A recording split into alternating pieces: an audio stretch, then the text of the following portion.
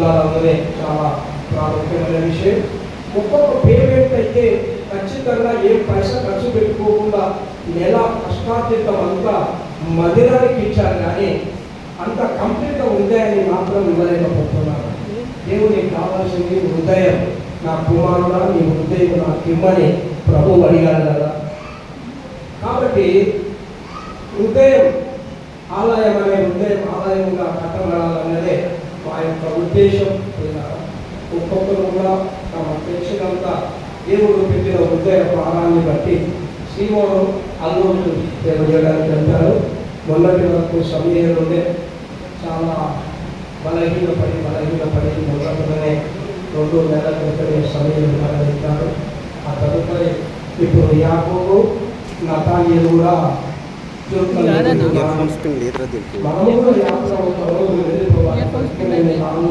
కొంతమంది అయినా కొన్ని గ్రామాలైనా మంచి మందిరాలు కట్టబడాలని మా ఉద్దేశం.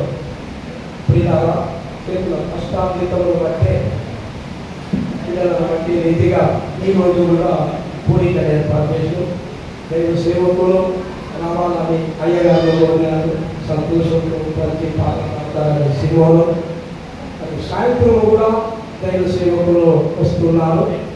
ప్రియారా అందరి ప్రేరేపణ చిన్న యవనస్తులు వంశీ మరి అందరూ కూడా ఇక్కడ ఎంతమంది ఉన్నారు అంతమంది కర్ణాటక చెట్టు కానీ ప్రకాష్ లేదు ప్రకాష్ కానీ అందరూ యవనస్తులు సువార్త కలగానే 5-6 మంది వస్తున్నారు. ఇంకా చాలా పనులు ఉన్నాయి. చుట్టుపక్కల గ్రామాలలో కూడా వారం దేవుడు మన మీద ఉంచారు. ఇది చాలా ప్రాముఖ్యమైన విషయం కాబట్టి ఎక్కువ సమయం లేదు. చాలామంది గ్రామంలో కూడా పెద్దలు ఈ మందిరానికి అమౌంట్ కూడా సమర్పించుకున్నారు. కృష్ణగౌడ్ మంచి స్లాబేషన్ టైంలలో 1 లక్ష రూపాయలు కృష్ణగౌడ్ సమర్పించుకున్నారు. మరి కంది సర్పంచ్ శంకర్ గౌడ్ కూడా 1 లక్ష సమర్పించుకున్నారు. ఒక టైంలలో ప్రతి ఒక్కరు ఇక్కడ ఉన్న బ్రదర్స్ కూడా ఒకరు ఉసుకాలి, ఒకరు డోర్లని, ప్రతి ఒక్కరు మరి ప్రకాశం ఎట్లా ప్లాన్ చేసి పద్ధతి కట్టాలని కిరణ్ మరి అందరూ కూడా ప్రతి ఒక్కరు ఆరంభంలో అయితే మందిరం గురించి సమయం ఎక్కువ లేదు, కానీ ప్రతి ఒక్కరు పేతులు ప్రేమానందం ఇక్కడ ఉన్న నతానీయులు ప్రకాశం పొద్దున లేవగానే విజయరావు వీళ్ళందరూ కిరణ్ యాకోబు వీళ్ళందరూ కూడా ఉదయం ఎవరైనా ఒకరు అడుగుదాం పడ్డాయి. వాళ్ళ చెప్పులే అడిగినట్టు అనిపించింది. అన్న ప్రతి ఒక్కరి కొంతమంది ఇచ్చారు, కొంతమంది చాలా మంది సమర్పించుకోవడం వల్ల దాదాపుగా మందిరం అయింది. మళ్ళీ ఇంకా గిరిమోకు గ్రామంలో కూడా మందిరం కూడలు వేసినాయి. దేవుడు వేయాలనే ఉద్దేశం ఉంది.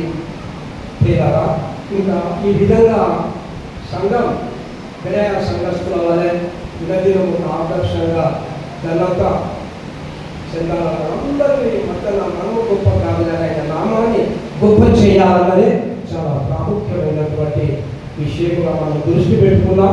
సమయం ఇప్పుడు ఎక్కువగా లేదు కాబట్టి ఈ ప్రాముఖ్యమైన సమయాన్ని దైవ సేవకులకు అప్పగిస్తున్నాం. పాటలు పాడతారా లేదా ఏం చెప్తారో మనకు తెలియదు.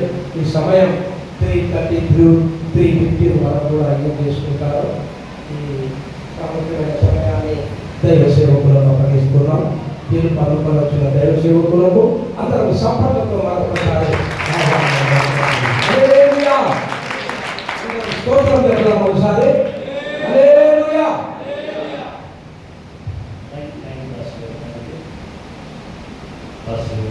గారికి అట్లాగే సంఘ ప్రజలందరికీ చేయవలసిన సంఘానికి యేసుక్రీస్తునామంలో వందనాలు చెప్తున్నాను. దేవుని ఘనమైన నామానికి స్తుతి ఘనత మహిమ ప్రభావములు కలుగును గాక. నామం చేద్దాం అందరము. 2 చేతుల పైకి తామీం చెప్పడంలో హల్లెలూయా ఆమేన్.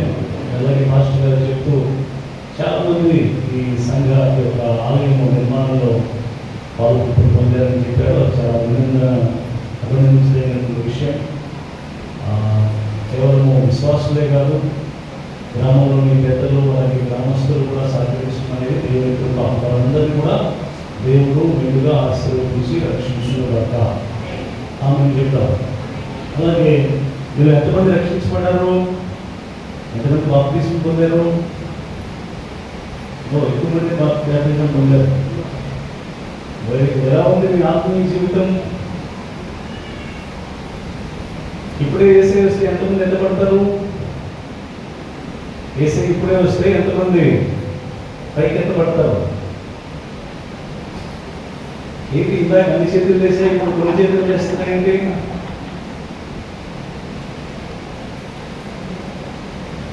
నిజమైనటువంటి రక్షణ, నిజమైనటువంటి విశ్వాస అనుభవము మనమందరము కలిగి ఉండగాక. బైబిల్లో బాప్తిస్మం ఇచ్చే యోహాను అంటాడు, మారు మనస్సునకు తగిన ఫలము ఫలించుడి.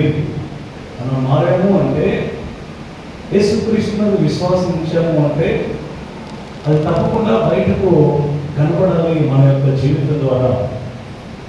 ఈ మధ్యాహ్న కాలంలో మిమ్మల్ని కూడా ప్రభువుని యేసు నామములో నేను ప్రోత్సాహపరుస్తున్నాను. మీరు అనేక మంది రక్షించబడ్డారు, దేవునికి స్తోత్రం. బాప్తిస్మం పొందారు, దేవునికి స్తోత్రం. ఇంకా చాలా మంది బాప్తిజం పొందడానికి సిద్ధపడుతున్నారు, మంచిది. అయితే ఇప్పుడే మాస్టర్ గారు చెప్తున్నారు, ఇక్కడే రకరకాల గ్రామాల్లో మనము సంఘాలు కట్టబడాలని, లేక సువార్త ప్రకటించాలని. అలా జరగాలి అంటే రక్షించబడి మనం అందరం కూడా క్రీస్తులోనే ఉండాలి. ఆమె చేద్దాం. మనలో మార్పు కనపడకుండా ప్రపంచం మొదలు కదా. ఈ మధ్యాహ్నము అపోస్తలుల కార్యముల గ్రంథం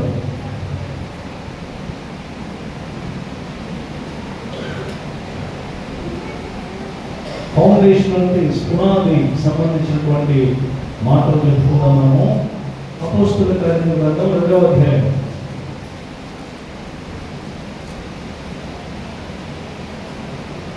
36 నుంచి 42 వచనాలు చదువుకుందాం. అపోస్తలుల కార్యములు 2వ అధ్యాయం 36 నుంచి 42.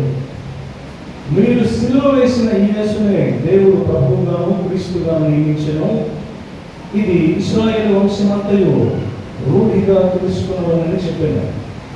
వారు ఈ మాట విని హృదయంలో నొచ్చుకొని, సహోదరులారా, మేమేమి చేతుమని పేతురును కడమ అపోస్తలులను అడగగా, పేతురు, మీరు మారు మనసు పొంది పాప క్షమాపణ నిమిత్తము ప్రతివాడు యేసుక్రీస్తు నామమున బాప్తిస్మం పొందండి. అప్పుడు మీరు పరిశుద్ధాత్మను వరం పొందుదురు. ఈ వాగ్దానము మీకును మీ పిల్లలకును దూరస్తులందరికీ, అనగా ప్రభువైన మన దేవుడు తన యొద్దకు పిలిచిన వారికందరికీ చెందునని వారితో చెప్పాను. ఇంకను అనేక విధములైన మాటలతో సాక్షించి, మీరు మూర్ఖులకు మీ తరము వారికి వేరై రక్షణ పొందుడి అని వారిని హెచ్చరించాను. కాబట్టి అతని వాక్యం అంగీకరించిన వారు బాప్తిస్మం పొందిరి. ఆ దినమందు ఇంచుమించు 3,000 మంది చేర్చబడలేదు. వీరు అపోస్తలుల బోధయందును, సహవాసమందును, రొట్టె విరుచుట యందును, ప్రార్థన చేయుట యందును ఎడతెగక ఉండేవి. ఈరోజు చర్చ యానివర్సరీ కదా. సంఘము స్థాపించబడిన విశ్వాసులు రక్షించబడిన దినము, వెళ్ళి కట్టబడినటువంటి దినము అని దేవునికి స్తోత్రం. సంఘం అంటే 4 గోడల మనమా? సంఘం అంటే ఏంటండి? ఇదేమో ఆలయము, మనం కూడా దేవునికి ఆలయము.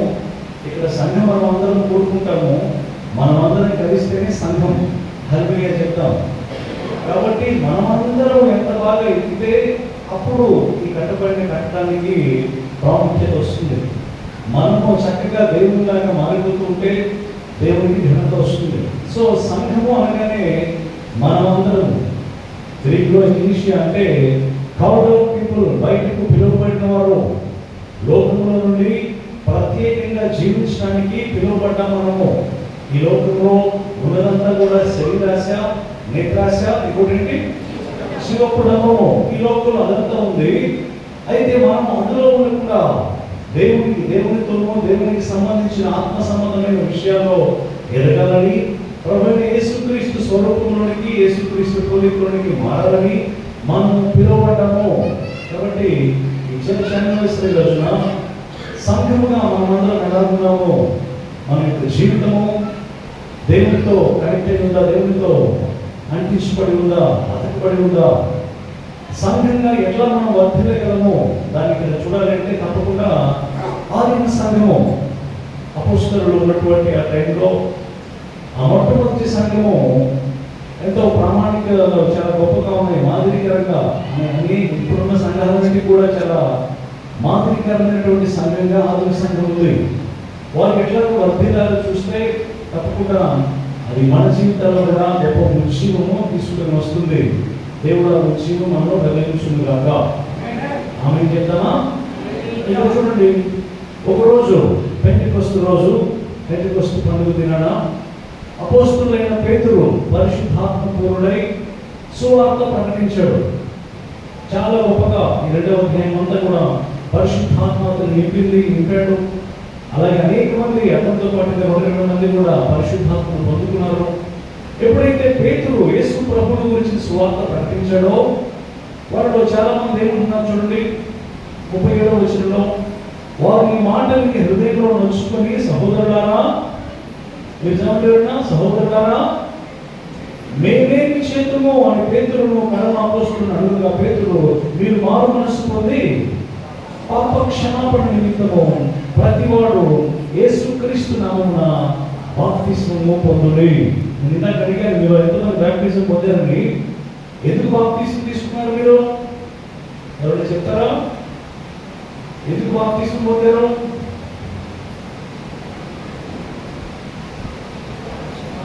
పాప క్షమాపణ కోసం. ఇంకా ఎక్కడమ్మా? కొంచెం పెద్దగా. నరకం నుంచి తప్పించుకోవడానికా? Okay, very good. ఇంకా వెరీ గుడ్. ఇవన్నీ వెరీ గుడ్ రైట్ ఆన్సర్స్. పాప క్షమాపణ పొందడానికి, నరకం నుండి తప్పించుకోవడానికి బాప్టిజం అనేది, బాప్టిజం పొందితే మొత్తం అయిపోయిందా? క్రైస్తవ జీవితం ఆరంభమైందా? ఆరంభమా అంతమా? చాలాసార్లు ఎట్లా ఉంటామంటే మనము బాప్టిజం కోసం చాలా వెయిట్ చేస్తాం, ఎదురు చూస్తాం, బాప్టిజం పొందుతాము, అమ్మాయికి నేను పరలోకానికి వెళ్ళిపోతాను అని బాప్టిజం పొందుతాం, కానీ దేవుడితో ఉంటాం. బాప్టిజం పొందుంటాం కానీ దేవుడితో సహవాసం చేయము. తద్వారా వెనకబడి కొన్నాళ్ళు అయ్యేసరికి మంత్రంలోకి వెళ్ళిపోతాం. దేవుడి పట్ల నిజమైన ప్రేమ లేకుండా ఆచారాలుగా ఆలయానికి వస్తాం, వెళ్ళిపోతాం, కానుకలు ఇస్తాం.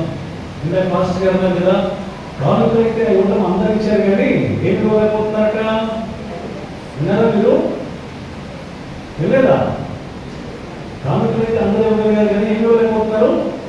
హృదయము, అది చాలా ముఖ్యమైనది కదా దేవునికి. ఏమంటారు? సో అక్కడ బాప్తిస్మము పొందమన్నాడు. బాప్టిజం అంటే లాటిన్లో కానీ గ్రీక్లో కానీ అసలు రాయబడింది. ఈ గ్రీక్లో రాయబడినటువంటి దాంట్లో అర్థము ముంచటం, ఇమర్సింగ్.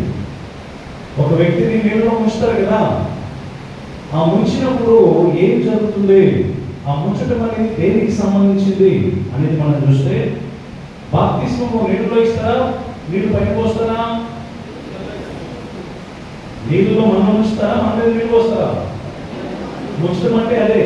యేసయ్య కూడా యోర్దాను నదిలో దిగాడని, అందులో నుంచి బయటకు వచ్చాడని వాక్యం చెబుతుంది. ఈ బాప్టిజం అప్పుడు ఏం జరుగుతుంది? ఒక వ్యక్తి బాప్టిజం పొందినప్పుడు అది దేనికి గుర్తు అని మనం చూస్తే, బాప్తిజం అనగానే జస్ట్ ఏదో ఒక ఆచారము కాదు. మీరు చాలా మంది బాప్తిజం పొందారు కదా, మీకు ఏం జరిగిందో నేను గుర్తు చేయాలనుకుంటున్నాను. మీకు ఏం జరిగిందో అది గుర్తుంటే దాని తర్వాత మనం ఎట్లా ఉండాలో మనకు అర్థమైతే తప్పకుండా దేవునితోటి మనము ఆ యొక్క అతిథి కలిగి ఉంటాం. ఆమె చెప్తాం. మీకు ఏం జరిగింది అంటే, మీ హృదయంలో, మీ ఆత్మలో కలిగినటువంటి మార్పుకు గుర్తుగా ఒక వ్యక్తి బాప్తిజం పొందుతాడు. పూర్తిగా బాప్తిజం పొందడం కాదు, కానీ మీ హృదయంలో గొప్ప మార్పు జరిగి ఉండాలి. మీలో విశ్వాసము ఉండాలి. ఆ విశ్వాసం యొక్క ఒప్పుకోలే బాప్తిజం. నేను ఇష్టపడు అడిగారా? పాస్టర్ గారు యేసు నందు విశ్వాసం ఇస్తున్నారు అడిగారా? మిమ్మల్ని యేసయ్యకి సొంత రక్షణ అంగీకరిస్తున్నారు అడిగారా? మీ జీవితకాలం అంతా వెంబడిస్తారన్నారా? మీరేం చెప్పారు? మీరు నో అంటే ఇచ్చేవాళ్ళ మీ బాప్తిజం మీరంతా అవునని చెప్పుకుంటారు కదా. సో మన హృదయంలో ఉన్నటువంటి విశ్వాసము బయట ఒప్పుకోరు. బాప్తిస్మం పబ్లిక్ కన్ఫెషన్ అంటాం, అందరి ముందే ఒప్పుకుంటాం. అది ఒకటే కాదు, బాప్తిస్మం అప్పుడు ఏం జరుగుతుంది అంటే రోమపత్రిక 6వ అధ్యాయం కూడా వచ్చింది. రోమపత్రిక 6వ అధ్యాయం కూడా వచ్చింది.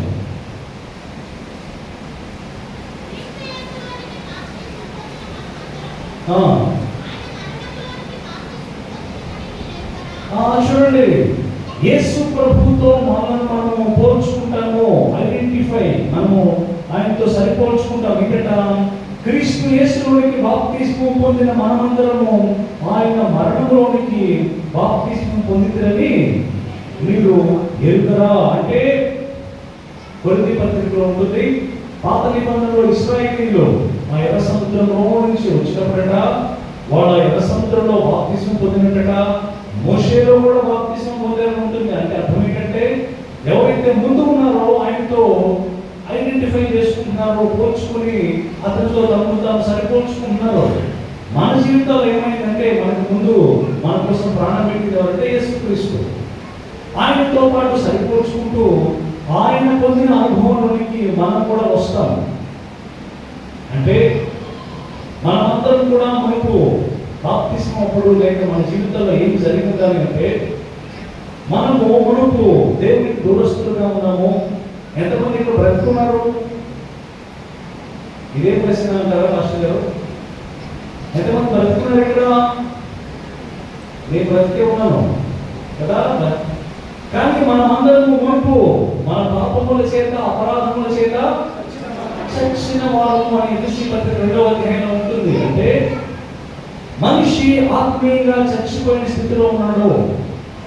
ఈ మనిషి చచ్చిపోయినటువంటి మనిషి తనంతట తానుగా దేవుడిని తెలుసుకోలేకపోతే, దేవుడే భూమి మీదకి వచ్చి మనకు మారు మనసిచ్చి, మన కోసం ప్రాణం పెట్టి, మనకు మారు మనసిచ్చి, విశ్వాసం ఇచ్చి మనను తిరిగి జన్మింపజేయడానికి ఆయన చేయాల్సినంత చేశాడు. ఎప్పుడైతే యేసుక్రీస్తు విశ్వాసం ఉంచుతామో, యేసయ్య శిలువ మీద ఏం చేశారండి? మన కోసం ప్రాణం పెట్టాడా? ఎంతమంది తెలిసి ఇక్కడది? మనందరి కోసం ఆయన రక్తాన్ని చిందించాడు కదా. ఆయన కేవలం చనిపోయాడా, మరలా మరణానికి వెళ్ళి లేచాడా? ఏ రోజు మరణించాడు ఆయన? శుక్రవారం. ఏ రోజు తిరిగి లేచాడు? ఆదివారం. Very good. సో యేసుక్రీస్తు ఎట్లాగైతే మరణించాడు, సమాధి చేయబడ్డాడు, మరలా తిరిగి లేచాడు. ఇది జరిగింది కదా. బాప్తిస్మము పొందేవాళ్ళు ఏం చేస్తారంటే, యేసు ప్రభువు చనిపోవటమే కాదు, ఆయనతో పాటు ఇదిగో నేను కూడా ఇంతకు ముందు పాపంలో ఉన్న వ్యక్తిని, ఇంతకు ముందు లోకస్తుడిగా జీవించినటువంటి వ్యక్తిని, ఇంతకు ముందు వ్యసనాల్లో ఉన్నటువంటి వాడిని, ఇంతకు ముందు తాగేవాడిని, తిరిగేవాడిని, రకరకాల చెడ్డ వ్యసనాలకు బానిసనై ఉన్నాను. అయితే యేసయ్యని నమ్ముతున్నాను. ఏం నమ్ముతున్నాను? యేసు ప్రభు నా కోసం రక్తాన్ని కార్చాడు, నా పాపాలకు క్షమాపణ తెచ్చాడు, అంతేకాదు ఆయన సమాధి చేయబడ్డాడు. ఆ టైంలో నేను కూడా ఆయనతో పాటు చచ్చిపోయాను. ఆ పాత వ్యక్తి చచ్చిపోయాడు, పాపం చేసేటువంటి వ్యక్తి చనిపోయి యేసు ప్రభుతో పాటు సమాధి చేయబడ్డాడు. మరలా యేసయ్య తిరిగి లేచాడు కదా 3వ రోజు.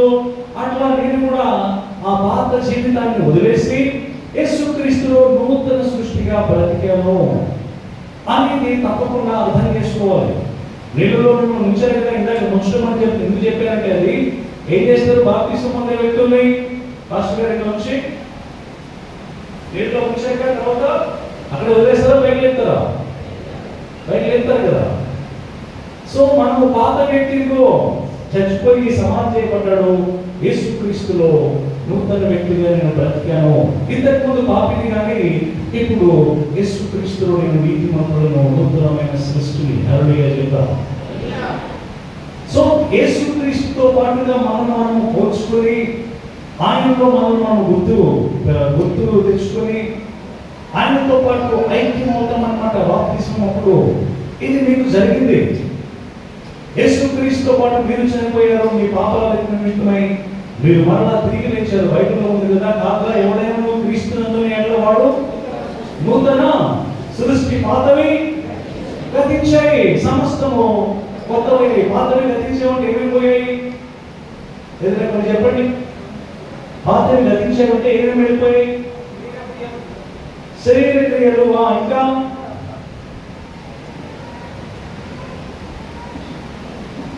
మీకు అర్థం అవ్వాలంటే ఎఫెసీయులకు రాసిన పత్రిక 2వ అధ్యాయం ఇందాక మనం చెప్పుకున్న మాట ఒకసారి చూద్దాం. మొదటి వచనం చదవండి ఎవరైనా. మీ అపరాధముల చేతను పాపముల చేతను మీరు చచ్చిన వారై ఉండగా ఆయన మిమ్మల్ని క్రీస్తుతో కూడా బ్రతికించెను. ఇది ఎప్పుడు మనలో జరిగింది అంటే రోమపత్రిక 6వ అధ్యాయం 6వ వచనం. రోమపత్రిక 6వ అధ్యాయం 6. ఏమనగా మనమికను పాపమునకు దాసులము కాకుండాటకు పాప శరీరం నిరర్ధకమన్నట్లు మన ప్రాచీన స్వభావం ఆయనతో కూడా సిలువ వేయబడినని ఎరుగుదుమో. మన యొక్క ప్రాచీన స్వభావం ఇందాక సహోదరులు చెప్తున్నాం కదా, శరీర క్రియలు అని.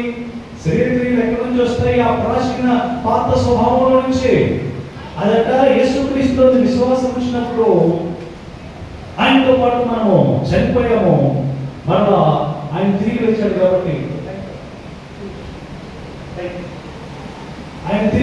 కాబట్టి మనం కూడా తిరిగి బ్రతికాము నూతన సృష్టిగా. సో ఇప్పుడు ఏం చచ్చిపోయింది అంటే చెప్పండి అందరూ, మన ప్రాచీన స్వభావం సిలువ వేయబడింది. చెప్పండి, నా ప్రాచీన స్వభావము సిలువ వేయబడను. సిలువ వేయబడటం అంటే ఏంటి అర్థము? చచ్చిపోవడం. ఏమండి ప్రాచీన స్వభావం అంటే? ఈ లోకపరమైన ఆశలు, ఈ లోకపరమైనటువంటి ఆకర్షణలు, వాటన్నిటి కూడా మనం చచ్చిపోయాము. అందరూ చెప్పండి, నేను పాపానికి మృతుడను అని బైబిల్లో ఉంది. నేను చెప్పట్లేదు, చూడండి. రోమపత్రిక 6వ అధ్యాయం 12వ వచనం చదువుతాము. కాబట్టి శరీర దురాశలకు లోబడినట్లుగా సామునకు లోనైన మీ శరీరమందు పాపమును ఏలనీయకుడి, మరియు మీ అవయవములను దుర్నీతి సాధనములుగా పాపమునకు అప్పగింపకుడి. అయితే మృతులలో నుండి సజీవులం అనుకుని మిమ్మల్ని మీరే దేవునికి ఏముందండి అప్పగించుకుని మీ అవయవములను నీతి సాధనములుగా దేవునికి అప్పగించుడి. మీరు కృపకే గాని ధర్మశాస్త్రములకు లోనైన వారు కారు కనుక పాపము మీద ప్రభుత్వము చేయదు. బాప్తిస్మం పొందాక ఎవరన్నా తప్పులు చేశారా? ఏదైనా పాపం చేశారా? ఎవరు చేయలేదా? తెలుసో తెలియదు, నేను కూడా చేశాను. మీరెవరు చేయలేదని చూస్తున్నారు. కానీ చాలాసార్లు తెలుసో తెలియకో పాపాలు చేస్తాము, కొంతమంది తెలిసి కూడా చేస్తారు అదే పనిగా. ఏమండి ఇదంతా ఎందుకు జరుగుతుంది అంటే, ఇదిగో నేను పాపానికి మృతుడను, నేను లెక్క ప్రకారం చచ్చిపోయాను అని అనుకుని, ఇదిగో నా శరీరాన్ని నీతి సాధనాలుగా దేవుడికి అప్పగించుకుంటాను అని మనంతట మనమే దేవుని కృప వలన దేవుడికి అప్పగించుకోవాలి. ఇలా పాస్టర్ గారు ఎక్కువ పదం ఏమోడారంటే అందరూ సమర్పించుకున్నారు కానుకలు కదా. కానుకలు మాత్రమే కాదు సమర్పించుకునేది, మన యొక్క అవయవాలను నీతి సాధనాలుగా, ఇన్స్ట్రుమెంట్స్ ఆఫ్ రైచియస్నెస్. అంటే ఈ అవయవాల ద్వారా, ఈ శరీరం ద్వారా కేవలం నీతి పనులే చేయాలి, కానీ నీతి మాలిన పనులు చేయకూడదు. పెద్దగా ఆమె చేద్దాం, కొంచెం పెద్దగా చేద్దాం. ఇది ఎందుకని? మనం ఒకప్పుడు అందులో ఉన్నాం. మునుపు మనము చచ్చిన వారము, మునుపు దేవునికి దూరస్తున్నాము. కానీ యేసుక్రీస్తు విశ్వాసం ఇచ్చినప్పుడు ఒక గొప్ప మార్పు జరిగింది. నా పాపం ఆయన తీసివేశాడు, పాడైపోయిన నా హృదయాన్ని బాగు చేశాడు, నా మనస్సును శుద్ధీకరించాడు, నా మనస్సాక్షిని కడిగాడు, ఒక క్రొత్త మనిషిలాగా నన్ను చేశాడు. నేను చనిపోయి యేసు ప్రభుతో పాటు మరణాలు ఇచ్చాను. నేను నూతనమైన జీవిని.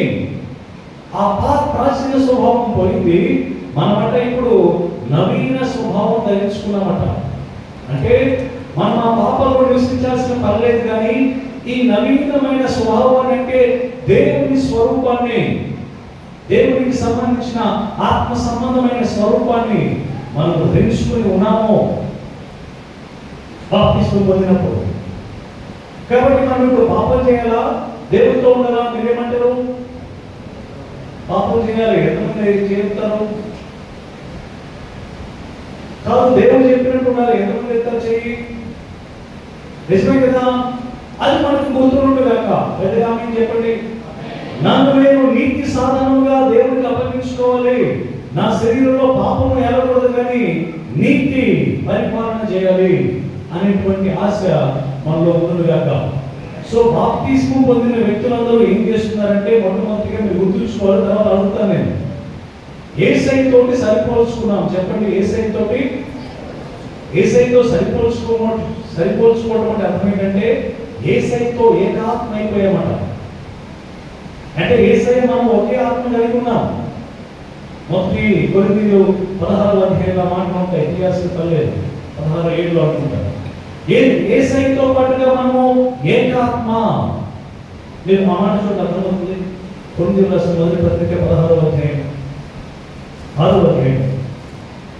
కొరింథీయులకు రాసిన మొదటి పత్రిక 6వ అధ్యాయం 17వ వచనం. అటువలే ప్రభువుతో కలుసుకున్నవాడు ఆయనతో ఏకాత్మై ఉన్నాడు. అంటే ప్రభువు ఆ వ్యక్తి, రక్షించబడిన వ్యక్తి, ఇద్దరు ఒకటిగా ఉన్నారు, ఒకే ఆత్మ కలిగి ఉన్నారు. ఆ పైన ఉంటాడు చూడండి, 15వ వచనం. మీ దేహములు క్రీస్తునకు అవయవములై ఉండవని మీరు ఎరుగుదరా. అంటే అర్థం ఏంటండి? ఎంతమందికి శరీరాలు ఉన్నాయి కదా? మనందరికి ఉన్నాయి కదా. మన ఈ శరీరంలోని అవయవాలు, ఈ శరీరాలు ఎవరికి అవయవాలట? యేసు ప్రభువుకట. సంఘానికి శిరస్సు ఎవరండి? సంఘానికి శిరస్సు అంటే తల ఎవరు? సంఘానికి యేసు ప్రభువుని బైబిల్లో ఆయన శరీరం ఉండాలి కదా. ఆ శరీరం ఎవరంటే మనమందరం కలిస్తే, ఈరోజు చర్చ కలిసింది కదా, సంఘంగా మనందరం కలిస్తే యేసు ప్రభువుకి అవయవాలు. అంటే ఒకరు వేలు, ఒకరు కన్ను, ఒకరు చెవి, అట్లా సంథింగ్, చెయ్యి, కాలు, అట్లా. ఇప్పుడు ఏమంటారంటే చూడండి 15వ వచనంలో, నేను క్రీస్తు యొక్క అవయవములను తీసుకుని వేసే యొక్క అవయవములుగా చేయుదునా, అది ఎంత మాత్రమునో తాగదు. అంటే అర్థం ఏంటి? మనమందరం ఎవరు చెప్పండి? యేసు క్రీస్తుకు శరీరం అని చెప్పండి అందరూ. మనమందరం ఎవరిని? మన శిరస్సు ఎవరు? యేసు క్రీస్తు. అంటే ఇప్పుడు మన యొక్క శరీరాలు ఎవరికి అవయవాలు? యేసు క్రీస్తుకు. ఈ శరీరంతో పాపం చేసామనుకోండి, ఎవరి శరీరం పాపం చేస్తున్నట్లు? అట్లా ఏమన్నా బాగుంటుంది? యేసయ్య మన కోసం, మనలో పాపం ఉండకూడదని మన కోసం ప్రాణం పెడితే, అంత గొప్ప దేవుడు, పరిశుద్ధుడైన దేవుడి యొక్క అవయవాలను తీసుకుని మీరు వేసతో కలుపుతారా, లేక పాపం చేస్తారా? అది ఏ రకమైన పాపమైనా అది ఎంత మాత్రమును తగ్గదు. పెద్దగా చెప్పాలి, అది ఎంత మాత్రము తగ్గదు. మనం వెళ్ళి సిగరెట్లు తాగుతానో, ఇంకో పనులు చేస్తానో చూడమని చూస్తూ ఉంటే, మీరు దేవుడి యొక్క సంఘము, మీరు క్రీస్తు శరీరము, మీరు వెళ్ళి ఆ పనులు చేస్తే మీరు క్రీస్తును అవమానపరుస్తున్నారు. చాలాసార్లు సంఘంలో అన్ని చేస్తాం మనం. ఏమండి? సంఘానికి మంచిగా సున్నాలు గురిస్తాము, లేకపోతే క్లీన్ చేస్తుంటాం, గురుస్తుంటాం, పాటలు పాడుతాం, మ్యూజిక్ ప్లే చేస్తాం. కానీ మన జీవితము ఈ మారినటువంటి మారు మనస్సుకు తగిన ఫలం లేకపోతే దేవుడు మెచ్చుకోలేడు. మన శరీరాలతో నీతి పనులు చేయదుగాక. పెద్దగా మేము చెప్తాం. సో బాప్తిస్మప్పుడు ఏమైంది? క్రీస్తుతో మనం ఏకాత్మ అయ్యాము. చెప్పండి అందరూ. మొదటిగా బాప్తిస్మప్పుడు ఏమైందంటే ఏం చెప్తారు? క్రీస్తుతో కూడా నేను ఏకాత్మ అయ్యాను. సో బాప్తిస్మప్పుడు ఏం జరిగింది? ఒక మాట చెప్పండి మీరు. క్రీస్తుతో పాటు ఏమయ్యారు? ఏకాత్మ. రెండవది, బాప్తిస్మప్పుడు ఏం జరిగిందని చెప్పుకున్నాము? మన ప్రాచీన స్వభావము సిలువ వేయబడింది. ఆ పాపం చేసే వ్యక్తిని చంపేశాం. గట్టిగా చెప్పబోతాం దేవునికి. ఆ ప్రాచీన స్వభావం కలిగిన పురుషుడు చచ్చిపోయాడట. యేసుక్రీస్తును నూతన సృష్టిగా నవీనమైన పురుషుడు, నవీన స్వభావం మనం ధరించుకున్నాం. సో బాప్తిస్మం అప్పుడు ఏం జరిగిందంటే మన జీవితంలో మనం గుర్తుంచుకోవాల్సింది, బాప్తిస్మం పొందిన వాళ్ళందరూ కూడా మన ప్రాచీన స్వభావము చచ్చిపోయాడో ప్రాచీన పురుషుడు, మనమందరము నవీన స్వభావాన్ని, అంటే ఈ నవీన స్వభావం ఏంటంటే దేవుని పోలికలో ఉంది. అంటే మనం దేవుని వలె ఈ భూమి మీద జీవించవచ్చు. పెద్దగా ఏం చేద్దాం. సో నవీన స్వభావాన్ని మనము ధరించుకున్నాము. ఒకటి నవీన స్వభావం మాత్రమే కాదు, మనం ఇంకొకటి ధరించుకున్నామంట. చూడండి, రోమపత్రిక 11వ అధ్యాయం, లేకపోతే గలతీ పత్రిక చూడండి, గలతీ పత్రిక 2వ అధ్యాయం 20వ వచనం. గలతీ పత్రిక 2వ అధ్యాయం 20వ వచనం. నేను క్రీస్తుతో కూడా సిలువలో వేయబడి ఉన్నాను. ఇక్కడ జీవించువాడను నేను కాను, క్రీస్తే నాయందు జీవిస్తున్నాడు. Very good. క్రీస్తు నాలో జీవిస్తున్నాడు. అంతేకాదు 3వ అధ్యాయం, గలతీ పత్రిక 3వ అధ్యాయం 27వ వచనం. గలతీ పత్రిక 3వ అధ్యాయం 27. క్రీస్తులోనికి బాప్తిసం పొందిన మీరందరూ, క్రీస్తులోనికి ఇంకా ఒకసారి చూడండి, బాప్తిసం పొందారు కదా మీలో చాలా మంది.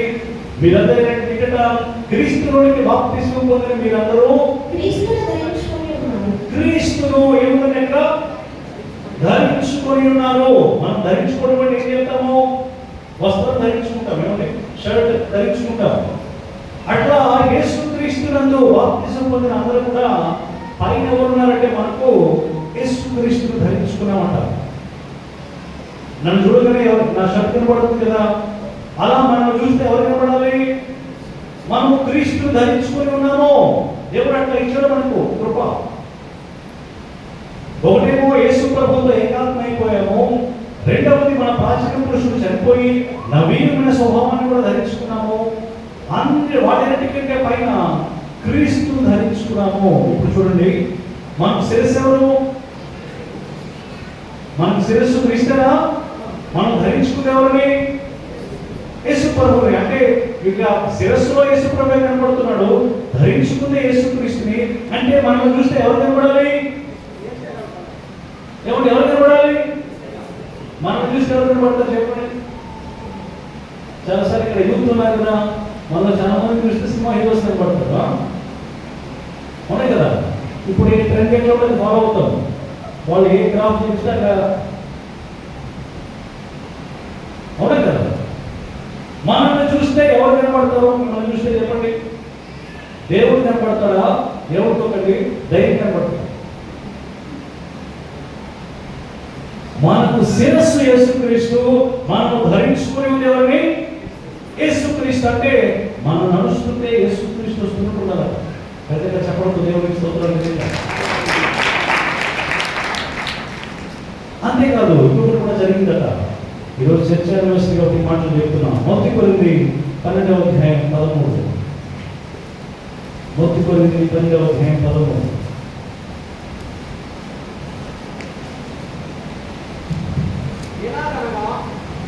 ఎలాగనగా యూదులైనను గ్రీసు దేశస్థులమైనను దాసులమైనను మనమందరము ఒక్క శరీరంలోనికి ఇది ఒకసారి వినండి. మనమందరము క్రీస్తు శరీరం అని చెప్పుకున్నాం కదా. అది ఎలా అయిందంటే, మనం నీళ్ళలో మునిగాం కదా బాప్తిస్మప్పుడు. జస్ట్ నీళ్ళలో మునిగాం కదా మనము. దానికంటే ముందర దేవుడు ఏం చేశాడంటే మనను ఆత్మలో ఉంచాడు. హల్లెలూయా చెప్తాం. ఆత్మలో ఉంచాడట, ఆత్మలో పైకి లేచామంట. అట్లా అందరం అలానే జరిగిందట. అందరం కూడా ఆత్మను పొందుకున్నాం కాబట్టి మనమందరము ఒక ఆత్మనే బాప్తిస్మం పొంది అందరము ఒకే రకమైన పిలుపు కలిగి అందరము ఒక్క శరీరంగా అయిపోయాము. హల్లెలూయా చెప్తాము. ఇకంటే మనం అందరము ఐక్యత ఉండాలి. ఒక శరీరంలో అవయవాలు ఎట్లా ఉంటాయి? కొరింథీ పత్రిక 12లో తీయాల్సిన పని లేదు. కన్ను చెయ్యి నాకు వద్దని చెప్తే బాగుంటుంది శరీరంలో. మన కన్ను చేయొద్దు, చెయ్యి దూరంగా పెట్టాలని కూడా ఏమవుతుంది? చేయలేకపోతే బాగుంటాడా మనిషి? తల వచ్చేసి కాలు నాకు అవసరం లేదని చెప్తే మనిషి బ్రతకగలడా, నడవగలడా? అంటే అర్థం ఏంటి? మనమందరము బాప్తిస్మం ఏం జరిగిందంటే క్రీస్తు మనకు శిరస్సు, మనమందరము ఒక్క శరీరంగా ఆత్మ చేత బంధించబడ్డాము. కాబట్టి శరీరంలో ఏ అవయవం ముఖ్యం చెప్పండి? మనకి అవయవాలు ఉన్నాయి కదా, ఏమండి? శరీరంలో ఏ అవయవం ముఖ్యం? మీరు చెప్పండి, ఏం చెప్పండి? కాలు ముఖ్యమా, కన్ను ముఖ్యమా, ఏది ముఖ్యం? అన్ని ముఖ్యమేనా? వేలు ముఖ్యమా? ఏది లేకపోయినా భక్తులే కదా మనం, ఏది లేకపోయినా సంపూర్ణం కాదు. అట్లా సంఘంలో ఇక్కడ ఉన్న అందరూ కూడా ముఖ్యమైన వాళ్ళే. గట్టిగా చెప్పకూడదు దేవునికి. ఒక శరీరంలోని అవయవాలు ఎట్లాగైతే కలిసిమెలిసి ఉంటాయో అట్లా సంఘంలో అందరూ కూడా ఐకమత్యంతో ఉంటే అక్కడ దేవుడు పనిచేస్తాడు గొప్పగా. ఆమె చెప్తా ఆదిమ సంఘంలో అంత గొప్ప ఉద్యోగం ఎందుకంటే వారందరూ కూడా వాళ్ళు కలిగినంత ఒకటే అనుకోని అందరూ ఒకరి యొక్క బాధలో ఒకరు కష్ట సుఖాల్లో పాల్పంచుకుంటూ ఒకరినొకరు ప్రోత్సాహపరుచుకుంటూ ఒకరినొకరు ఆదరించుకుంటూ అందరూ కలిసిమెలిసి జీవించారు. పెద్దగా ఆమె చెప్తాం. అది ఈ ఫుల్ గాస్పెల్ ప్రేయర్ ఫెలోషిప్ లో దేవుడు వరముగా ఇచ్చుగాక. దేవుడు ఇచ్చిన దాన్ని మీరందరూ శ్రద్ధ కలిగి కాపాడుకుందురుగాక. ఐక్యతను ఆమె చేద్దాం. సో బాప్తిస్మం పొందిన వాళ్ళు ఈ 4 పాయింట్స్ చెప్పాను నేను. మొదటిది ఏంటంటే యేసుక్రీస్తుతో ఏకాత్మయం. రెండవది మన ప్రాచీన పురుషుడు సిలువైపడ్డాడు, నూతన పురుషుడిని మనము ధరించుకున్నాం. మూడవది యేసుక్రీస్తుని ధరించుకున్నాం. నాలుగవది మనమందరము ఒక్క శరీరంలోనికి బాప్తిస్మం పొందాము. ఇప్పుడు ఫస్ట్ మీరు చెప్తారా? మొదటి పాయింట్ బ్రదర్స్ విత్ జెంట్స్. మొట్టమొదటి చెప్పండి. ఆ బ్రదర్లే చెప్తారు. కింద చెప్పండి ఎవరైనా. బాప్తిస్మం అప్పుడు ఏమయ్యాం మనము? యేసుక్రీస్తుతో ఏకాత్మ. వెరీ గుడ్ చెప్తారు. మీరు చెప్పండి రెండవది ఏంటి? బాప్తిస్మం అప్పుడు ఏం జరిగింది? ప్రాచీన స్వభావం సిద్ధివేయబడింది, నవీన స్వభావాన్ని మనము ధరించుకున్నాం. కాబట్టి మనం ఏం గుర్తుపెట్టుకోవాలి? నేను ఆ పాత వ్యక్తిని కాదు, చచ్చిపోయాను, పాపానికి నేను చచ్చిపోయాను, ఇప్పుడు నీతి సాధనాలుగా నా శరీరాన్ని దేవునికి సమర్పించుకుంటాను. మూడవది ఏంటి బ్రదర్స్? ఇంకొకరు ధరించుకున్నాం. మనం ఎవరిని? యేసుక్రీస్తుని ధరించుకున్నాం. హల్లెలూయా చెప్తాం. కాబట్టి మన అట్లాగే నాలుగవది ఏంటి? మనమందరము ఒక శరీరంలోనికి బాప్తిస్మం పొందాం. అందరం ఒకే శరీరంగా అవయవాలుగా ఉన్నాం. మనమందరము యేసుక్రీస్తుకి అవయవాలము. హల్లెలూయా. కాబట్టి మన తల అయినా మన యొక్క బయట అవుట్వర్డ్ అపియరెన్స్ ధరించుకున్నైనా యేసుక్రీస్తుని. కాబట్టి మన జీవితాల్లో యేసుక్రీస్తుని మనము కనపరుచుకుంటుగాక. పెద్దగా ఆమె చెప్తాం. నేను ఇంకా రావట్లేదు. అయితే ఇప్పుడు నా మాటలు వినండి. ఇవంతా ఎవరు ఇచ్చారు? మనమేమైనా చేసామా? దీనికి మనమేమైనా చేసామా? మనం ఒకటే దేవుడి ఇచ్చిన కృపను బట్టి నమ్మాం, అంతే కదమ్మా. మనం నమ్మినప్పుడు యేసుక్రీస్తు నా కోసం చనిపోయాడు, ఆయన రక్తాన్ని బట్టి నాకు పాప క్షమాపణ ఉంది, యేసుక్రీస్తు మరణాన్ని గెలిచి లేచాడు, కాబట్టి నేను నన్ను కూడా బతికింపజేస్తానని మనం నమ్మాం. కాబట్టి మనం యేసుక్రీస్తు ఏకాత్మయ్యాము. మనం ప్రాచీన పురుషుడు చచ్చిపోయి నూతన పురుషుడిగా, నూతన సృష్టిగా మార్చబడ్డాము. యేసుక్రీస్తు దేవుడే మనకు ధరింపజేశాడు. మనమందరినీ సంఘముగా ఒక శరీరంగా అంతా దేవుడే చేశాడు. మరి మనం ఏం చేయాలి? నెక్స్ట్ బాప్తిస్మం పొందాము, నెక్స్ట్ ఏం చేయాలి?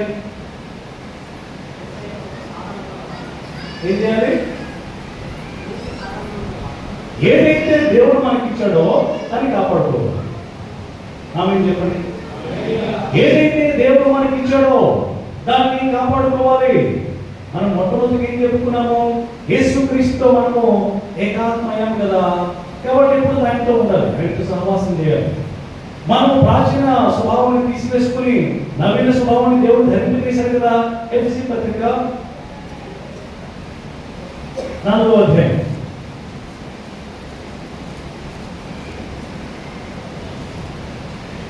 24వ వచనం. నీతియు యథార్థమైన భక్తి గలవారై దేవుని పోలికగా సృష్టింపబడిన నవీన స్వభావము ధరించుకోవాలి. దేవుడు ధరించుకోవాలంటే మనము ఆల్రెడీ దేవుడు ధరింపజేశాడు. అండ్ మన సైడ్ నుంచి ప్రతిరోజు దేవుడు ఇచ్చినాక మనం ఆ పాత వ్యక్తిని మనం చచ్చిపోయిన శ్రమలు లేకూడదు. అందరూ వింటున్నారమ్మా?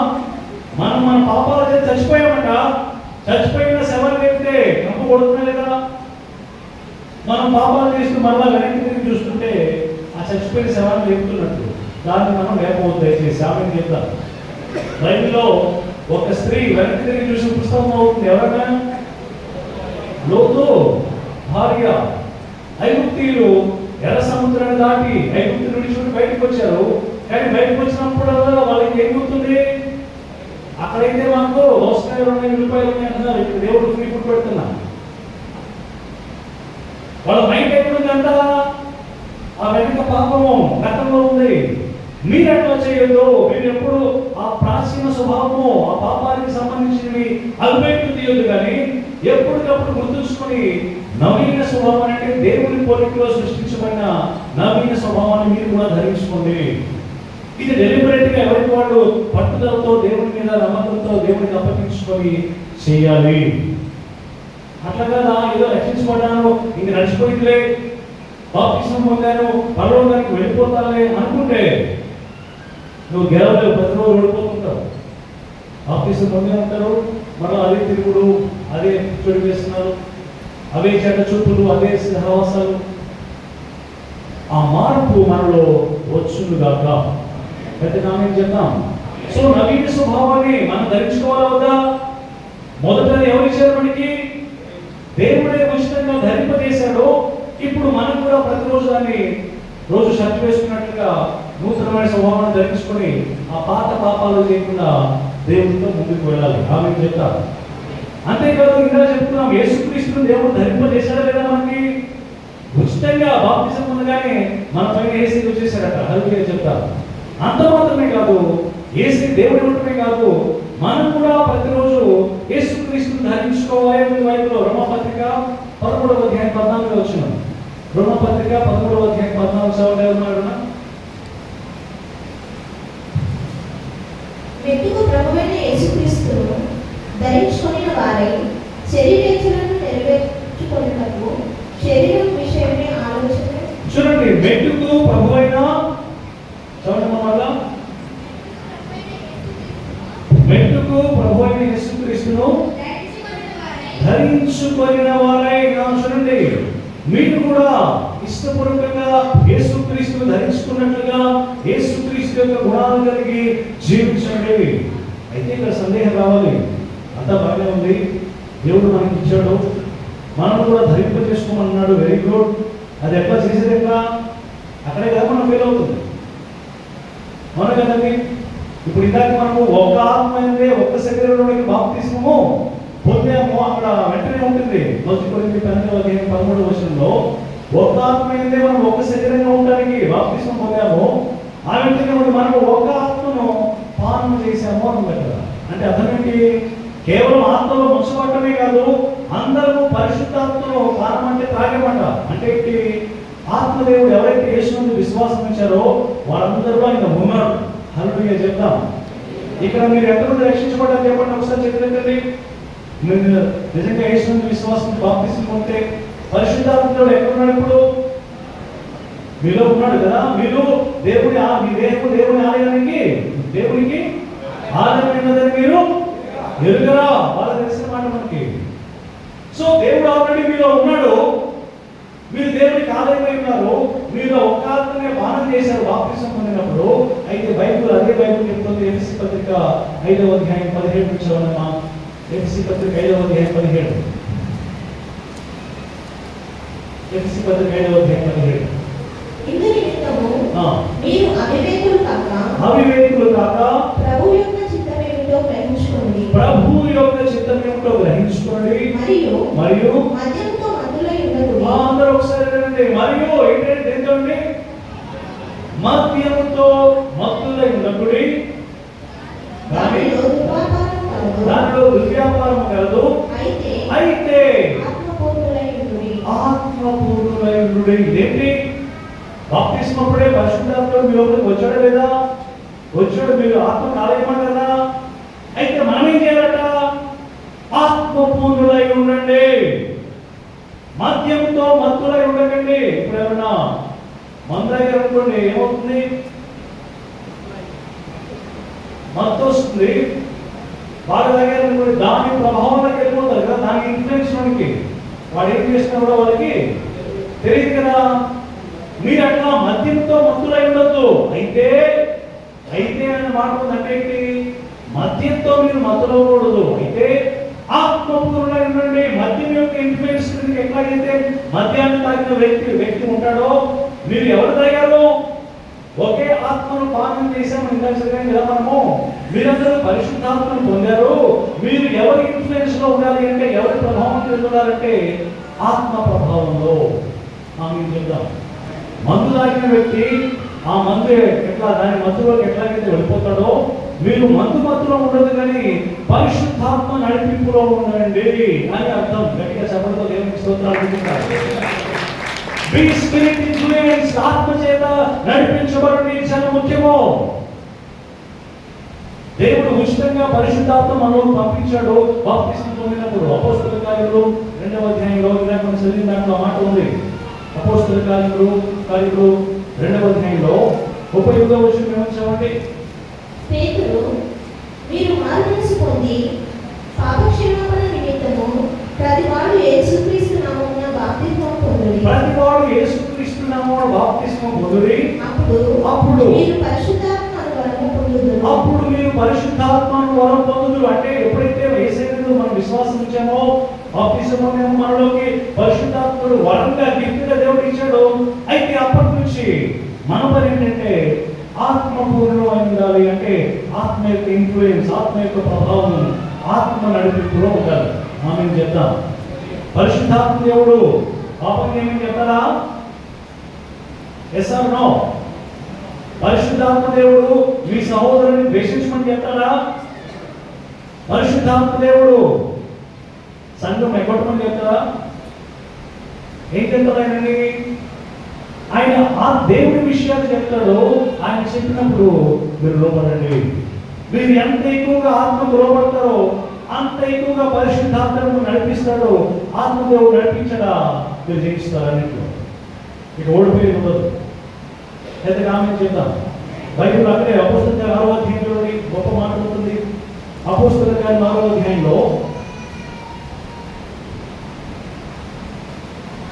5వ వచనం. అపోస్తలులు 6వ అధ్యాయం 5వ వచనం. ఈ మాట జనసమూహం అందరికీ ఇష్టమైనందున వారు విశ్వాసంతోనూ పరిశుద్ధాత్మతోనూ నిండుకొనిన వాడైన స్టెఫెను గురించి ఎవరైనా ఎట్లా చెప్పారైనా తెలుసుకున్న బాగా వెరీ గుడ్. ఆ స్టెఫెను గురించిన సాక్ష్యం ఏంటంటే అతడు పరిశుద్ధాత్మత నింపబడి నిండుకొని ఉన్నాడట. Full of holy ghost. Stephen master గారా ఏమంటే స్టెఫెను పేతురు లాంటి వ్యక్తి కాదు, అపోస్తలుడు కాదు. ఏం చేసేవాడు స్టెఫెను? పనుల యొక్క పరిచర్య. భోజనాలు పెడుతుంటే భోజనాలు అందరికి సరిపోయిందని వాళ్ళందరికీ వడ్డించేవాడు. అది స్టెఫెను యొక్క పని. ఆ స్టెఫెను ఎట్లా ఉన్నాడట? ఆత్మతో నిండుకొని ఉన్నాడు. అందుకని అతను ఏం చేశాడు? 19వ వచనం 6వ అధ్యాయము 9వ వచనం 10వ వచనం చూడండి సరిపోతుంది.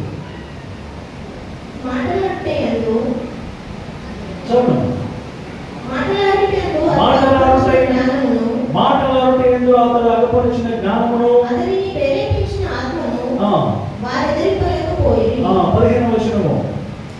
సభలో కూర్చున్న వారందరూ అతని వైపు చేర్చుండగా అతని ముఖము దేవదూత ముఖం వలె వారికి కనబడెను. చెప్పండి అందరూ. స్టెఫెను పెద్ద పెద్ద మాస్టర్ గారు కాదు, పెద్ద పెద్ద సువార్థికుడు కాదు, పెద్ద దైవజనుడే కాదు. మీలో చాలా మంది ఫుల్ టైం మినిస్ట్రీ చేస్తుంటారు, కానీ చిన్న చిన్న పనులు చేస్తారు చర్చిలో. అట్లాంటి వ్యక్తి, అటువంటి వ్యక్తి పరిశుద్ధాత్మతో నింపబడి మాట్లాడటం ఆరంభిస్తే పెద్ద పెద్ద జ్ఞానులట అతనితో తర్కించలేకపోయారట, ఆ ఆత్మని ఎదిరించలేకపోయారట. అతను మాట్లాడుతుంటే అతను చూస్తుంటే దేవదూత ముఖంలాగా వెలిగిపోయారట, ప్రకాశించారట. నువ్వు పరిశుద్ధాత్మ మీద నింపబడితే అట్లా ఉంటుంది నీ జీవితం. ప్రతి రామని చెప్తా. ఇలా మనందరం ఉండొచ్చా? ఉండలేమా? చాలా మంది ఏమనుకుంటారంటే మంచిగా ప్రార్థన చేసుకోవాలంటే మాస్టర్ గారు చేసుకోవాలి. మనకి ఏమైనా రోగం వచ్చిందనుకో, మనకి ఏమైనా వ్యాధి వచ్చిందనుకో, మనం బాగానే టీవీలు చూస్తుంటాం, ఉపవాసం చేయాలి అంతేనా? పనిష్మెంట్ ఆయనగా సేవ చేసేవాళ్ళకి పనిష్మెంట్ అంతా. మనము దేవునితో ఉండి ఆత్మపూర్ణమై ఉంటే, ఇదిగో మీరు చదువుకునే స్టూడెంట్స్ అయి ఉండొచ్చు, కాలేజీకి వెళ్ళే స్టూడెంట్స్ అయి ఉండొచ్చు, పనులు చేసుకునే రైతులు అయి ఉండొచ్చు, కూలి పని చేసేవాళ్ళు అయి ఉండొచ్చు, లేకపోతే ఉద్యోగాలు చేసేవాళ్ళు అయ్యొచ్చు, సాఫ్ట్వేర్ చేసే ఎవరైనా కానీ మీ పనులు మీరు చేసి మ్యూజిక్ చేసేవాళ్ళు అయి ఉండొచ్చు. మీ పనులు మీరు చేసుకుంటూనే మీరు ఆత్మపూర్ణమై ఉంటే స్టెఫెన్ వలె దేవుని కోసం వాడబడతారు. గట్టిగా చెప్పడంలో దేవునికి స్తోత్రం జరిగిందా? సో మీ సైడ్ నుంచి మీరు ఆత్మపూర్ణమై ఉండండి. దేవుడు ఇచ్చినవన్నీ క్రీస్తు ధరింపజేశాడు దేవుడు, మీరు ధరించుకోండి. నవీన పురుషుని మీకు ఇచ్చాడు దేవుడు, మీరు ధరించుకోండి. ఆత్మ మీలో వరంగా ఇచ్చాడు దేవుడు, మీరు ఆత్మపూర్ణులై ఆయనకు లోబడండి. ఇదంతా చేయాలంటే డెలిబరేట్ గా మన ఫ్రీ విల్లో నుంచి, చిత్తంలో నుంచి దేవా నేను ఇట్లా ఉండాలనుకుంటున్నాను అని మీరు దేవుడికి చెప్పుదురు కాక. కానీ నామం చెప్తాం, మనలో మార్పు ఉంటేనే మన చుట్టుపక్కల వాళ్ళు మారుతారు, వాళ్ళు రక్షించబడతారు, పరలోకానికి వెళ్తారు, లేకపోతే నశించిపోతారు. మరి ఇప్పుడు ఒక ప్రశ్న, ఇట్లా మనం ధరించుకోవాలి, ఇలా ఎప్పుడు ఆత్మపూర్ణులై ఉండాలంటే ఎట్లా? అది సాధ్యమైందిరా? సాధ్యమవుతుందా? సాధ్యమవుదా? సాధ్యమవుతుంటే దేవుడు చెప్తారా చేయమని మనం ఏమండి?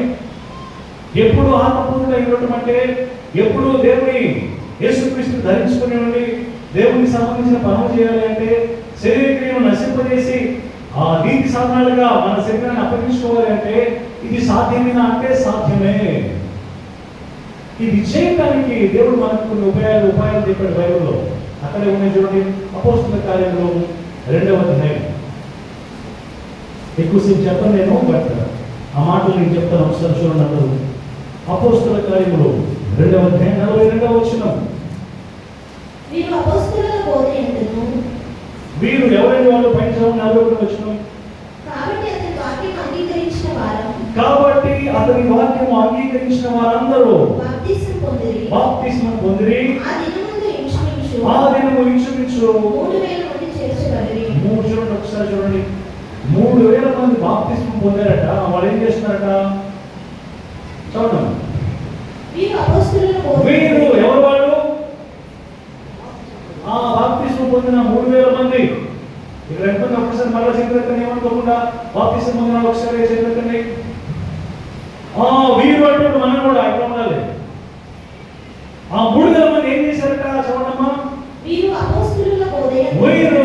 అపోస్తలుల బోధయందును సహవాసమందును రొట్టె విరుచుటయందును ప్రార్థన చేయటయందును ఎడతెగక ఉండి. ఎడతెగకుంటామంటే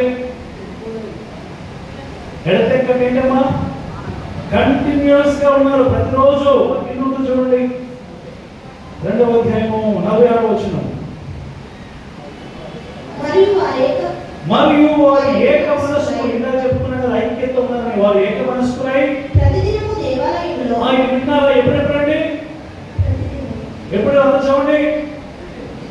వారు ఏక మనస్సులై ప్రతి దినము దేవాలయంలో కూడుకుంటున్నారు. నెక్స్ట్ రొట్టె విరుస్తున్నారు. చూడండి ఒకసారి వినండి నా మాట. మీరు బాప్తిస్మం పొందాక ఎప్పుడెప్పుడు దేవునిలో ఉండాలి? ఆదివారమా? ఎప్పుడు ఉంటారండి? ఆ మాట ప్రకారం వారు ఏక మనస్కులై ప్రతి దినము. ఎవరైనా వెంబడింపబోతే కదా వాడు తను ఉపేక్షించుకొని ఎప్పుడు శిలువను ఎత్తుకోవాలి? ఎప్పుడంటే లూకాసు 9వ అధ్యాయం. మీరు చెప్పేది వాక్యం చూపించడం, మీరు చెప్పకపోతే వాక్యం చూస్తున్నాం. లూకాసు వార్త 9వ అధ్యాయం 23. మరియు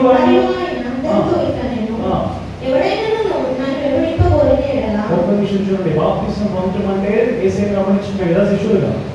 దేవ యేసుని గమనిస్తానని చెప్పడం. ఎవడైనా నన్ను వెంబడింపబోని ఎడలా తన్ను తాను ఉపేక్షించుకొని, అంటే ఆ ప్రాచీన స్వభావాన్ని సిలువ వేసేసి పక్కన పెట్టేసి చూడమ్మా. ప్రతిదినము తన ప్రతి శిలువను స్లో చూడమ్మా. ప్రతి దినము ఏం చేయాలి? తన సిలువను ఎత్తుకొని నన్ను ఎప్పుడెప్పుడు వెంబడించాలి? ప్రతి ఆదివారం ఉందా? ప్రతి క్రిస్మస్ ఉందా? ప్రతి ఈస్టర్ ఉందా? ఏముంది? ప్రతిరోజు కూడా మనం సిలువ ఎత్తుకుని యేసుని వెంబడించాలి. ఆమెను చెప్తాం. సో ఈ మధ్యాహ్న కాలం ముందు ఎస్ థ్యాంక్ గాడ్ ఈ చర్చ్ యానివర్సరీ మరి ఒక సంవత్సరం ఇచ్చాడు దేవుడు. మీరందరూ కూడా సంఘంగా ఇది మొదలుకొని ప్రతి దినము యేసుక్రీస్తుని వెంబడించేవాడుగా ప్రతి దినము ఇంకా మనం మరలా వెళ్ళిపోదాం. అపోస్తలుల కార్యములు 2వ అధ్యాయం 42 అపోస్తలుల కార్యములు 2వ అధ్యాయం 42లో వారు వీరు అపోస్తలుల బోధనను సహవాసములను రొట్టె విరుచుటను ప్రార్థనలను అంటే ప్రతిరోజు కంటిన్యూస్ గా ఉన్నారు. వీళ్ళు ఎంతమంది ఆదివారం ఆలయానికి వస్తున్నాయి కదా? అందరూ వస్తారా? ఇంకా ఉంటాయా బ్రదర్స్? గురువారం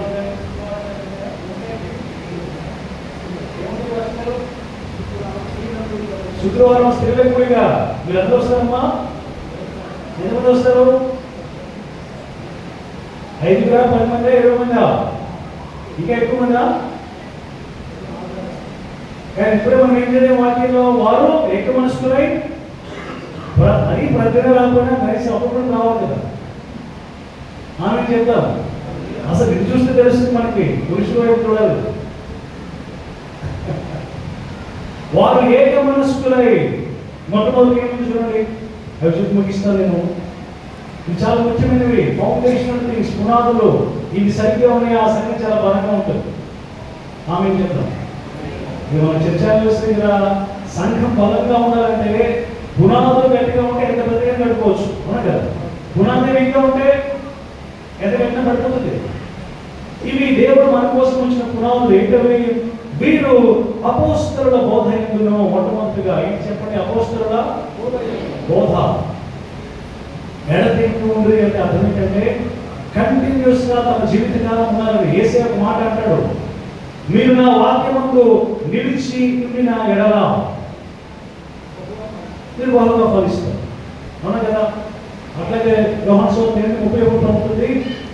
యోహాను సువార్త 8:31లో మీరు నా వాక్యమందు నిలిచిన వారైతే నిజంగా నాకు శిష్యులైందురు. అంటే రక్షించబడ్డాము అంటే గుర్తు ఏంటంటే మనం నిలిచి ఉంటాం, ఎడతెక్కి ఉంటాం చివరిగా. ఆమె చెప్తాం. మనం రక్షించబడి మీరు గుర్తు చేసుకోండి, చెక్ చేసుకోండి కావాలంటే మీరు నిజంగా రక్షించబడ్డారా లేదా అంటే.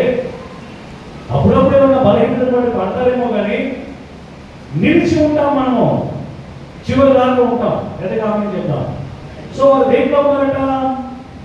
అపోస్తలుల బోధ ఏంటి? అపోస్తలుల బోధ అంటే ఏంటి?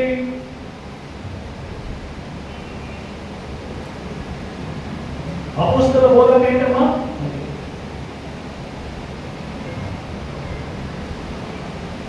అపోస్తలుల బోధ అంటే ఏంటి? యేసు ప్రభువును గురించినటువంటి సువార్త. యేసు ప్రభు వాళ్ళకి బోధించింది. లేకపోతే వాక్యం అనుకోండి సింపుల్ గా.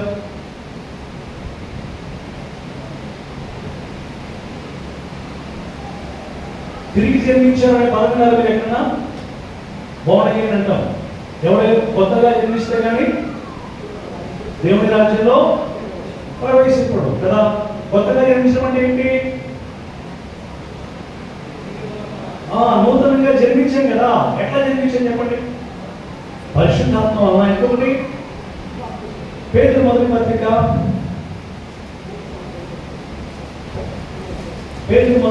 1వ అధ్యాయం 22-23 అపోస్తలుల బోధ అంటే వాక్యం ఎందుకంత ముఖ్యమైనదో చెప్తున్నాను నేను.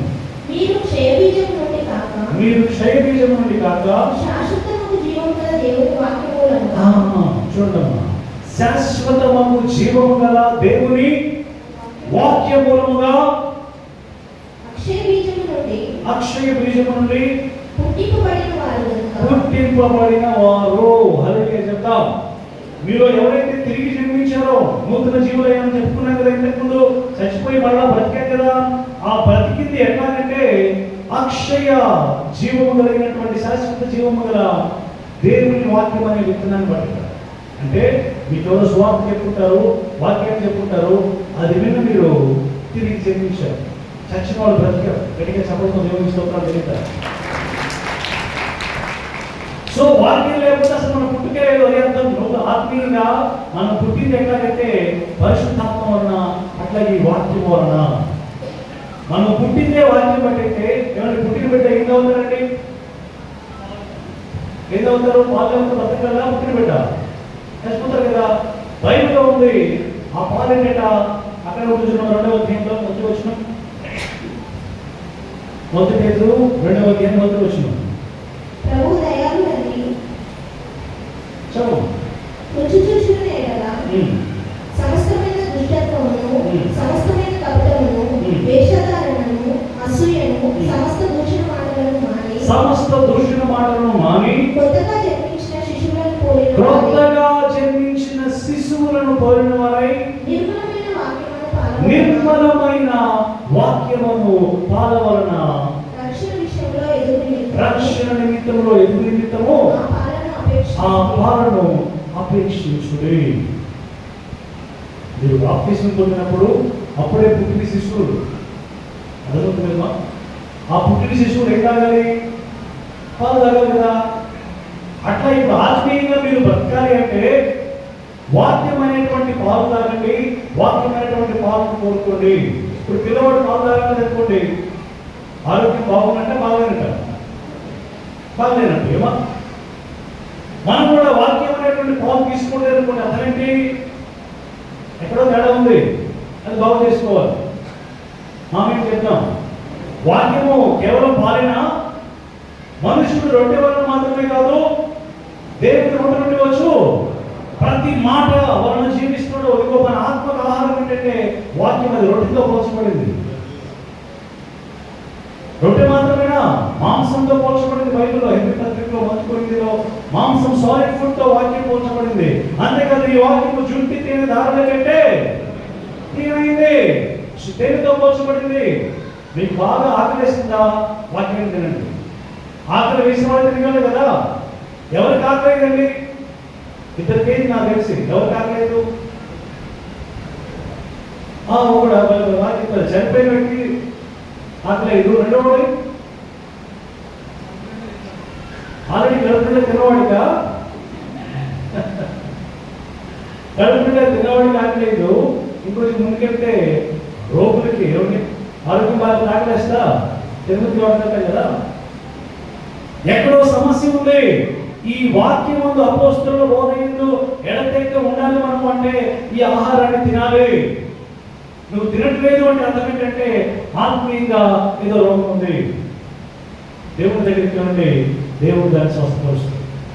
ఆమె చెప్తాం, యేసయ్యా నాకు ఆకలేట్లేదయ్యా, వాక్యం పట్ల నాకు ఆకలి కలగట్లేదయ్యా, నాకు వాక్యాన్ని తినాలనిపించట్లేదు, వాక్యాన్ని వినాలనిపించట్లేదు, చదవాలనిపించట్లేదయ్యా, నాకు సహాయం ఏడవండి దేవుని సన్నిధిలో. ఎందుకంటే ఈ వాక్యం తీసుకోలేదా కొనాలు చచ్చిపోతారు ఆత్మీయంగా. ఈ మధ్యాహ్న కాలం చదవచ్చు. మీలో చదువు వస్తానికి బైబిల్ చదవగలరా? మరి తప్పకుండా బైబిల్ చదవండి. చదువు రాదు అని చెప్పకండి. చదువు రాకపోతే అందరికీ సెల్ ఫోన్స్ ఉన్నాయి కదా, ఇప్పుడు ఇంటర్నెట్ కూడా ఉంది, యూట్యూబ్లో ఆడియో బైబిల్స్ ఉంటాయి. ఆల్రెడీ చదివి పెట్టారు మన దేశంలో అంతా. మన అన్ని అది ఆన్ చేసుకుంటే వాక్యం కూడా వినొచ్చు. ఇప్పుడు అంతా టెక్నాలజీ బాగా వచ్చాక వాక్యాన్ని ఏదో ఒక రీతిలో లోపలికి తీసుకోండి. దానివల్ల మీరు బలవంతులు అవుతారు. మామూలు చెప్తా. యవనస్తున్నారు ఇక్కడ, మీరు ఎప్పుడు స్ట్రాంగ్ ఉంటారు? యవనస్తులు చెప్పండి. మీ వాక్యమును బట్టి అదేంటి, నేను పాపం చేయకుండా సరిపోర్చుకుంటానని దావీదు 4:19 అయితే బైబిల్లో ఉంది. 1 అధ్యాయంలో యవనస్తులారా మీరు బలవంతులు, మీరు దుష్టుని జయించున్నారు. ఎందుకు? దేవుని వాక్యము మీలో నిలుచుచున్నది. అర్థమవుతుందా? నువ్వు శోధనలు జయించాలి. ఎస్, నేను చూడకూడదు అనుకుంటున్నాను, చూస్తున్నాను, ఆ పాపం వద్దనుకున్నాను, చేస్తున్నాను, మీకు అనిపిస్తే దాన్ని గెలవాలి. ఎంపీలో ఏమున్నారంటే దేవుని వాక్యం. యవనస్తులారా మీరు బలవంతులు. ఎప్పుడు మీలో వాక్యం ఉంటే. ఆదిమ సంఘం ఏం చేశారంటే వారు ఏకమనస్కులై ప్రతిరోజు అపోస్తలుల బోధయందు ఎడతెక్క ఉన్నారు. ఎప్పుడు వాక్యం వింటున్నారు, వాక్యాన్ని ధ్యానిస్తున్నారు. వాటి గురించి చెప్పండి, చాలా ఉన్నాయి, మన టైంలో ఇది ఒకటి చెప్పట్లేదు. అసలు సంఘం దేని మీద స్థాపించబడిందండి? ఈరోజు చర్చ యూనివర్సిటీ కదా, యేసు ఏమన్నాడు? నేనే నా సంఘమును కట్టుదును, పాతాళంలో ద్వారాలు దాన్ని ఎంత దేని మీద కడతా అన్నాడు? ఈ బండ మీద. ఏంటా బండ? క్రీస్తు. మనం ఇంకొంచెం లోతుకెళ్తే అక్కడ ఏముంటుందంటే, పేతురు అంటాడు, ప్రభువు అని ఎవరంటే సజీవుడు అయిన దేవుని కుమారుడు అయిన క్రీస్తువు అని యేసుని ఒప్పుకుంటాడు. That is called a revolution. తండ్రి బయలుపరిచాడు పేతురుని, యేసే మెచ్చుకుంటాడు పేతురుని అక్కడ. అది దేవుడి నుండి వచ్చినటువంటి వాక్య ప్రత్యక్షత పేతురుకి. యేసే కడతానండి, ఇదిగో పేతురు నువ్వు చెప్పావు కదా, యేసు ప్రభు దేవుడి కుమారుడు, ఈ వాక్య ప్రత్యక్షత మీద సంఘం కట్టబడుతుంది.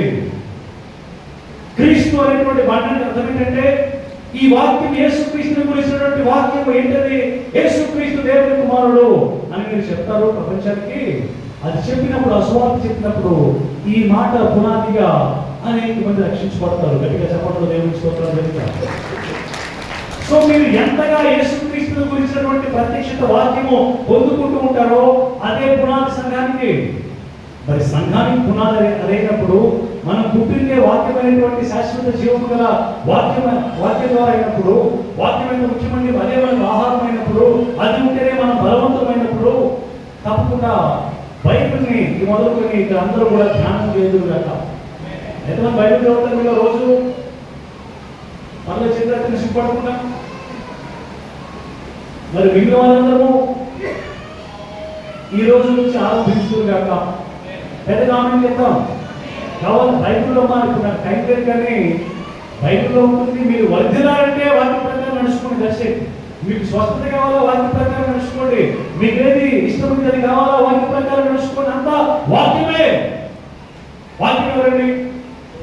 ఆదియందు వాక్యము, దేవుడి యొద్ద ఉండేది వాక్యము.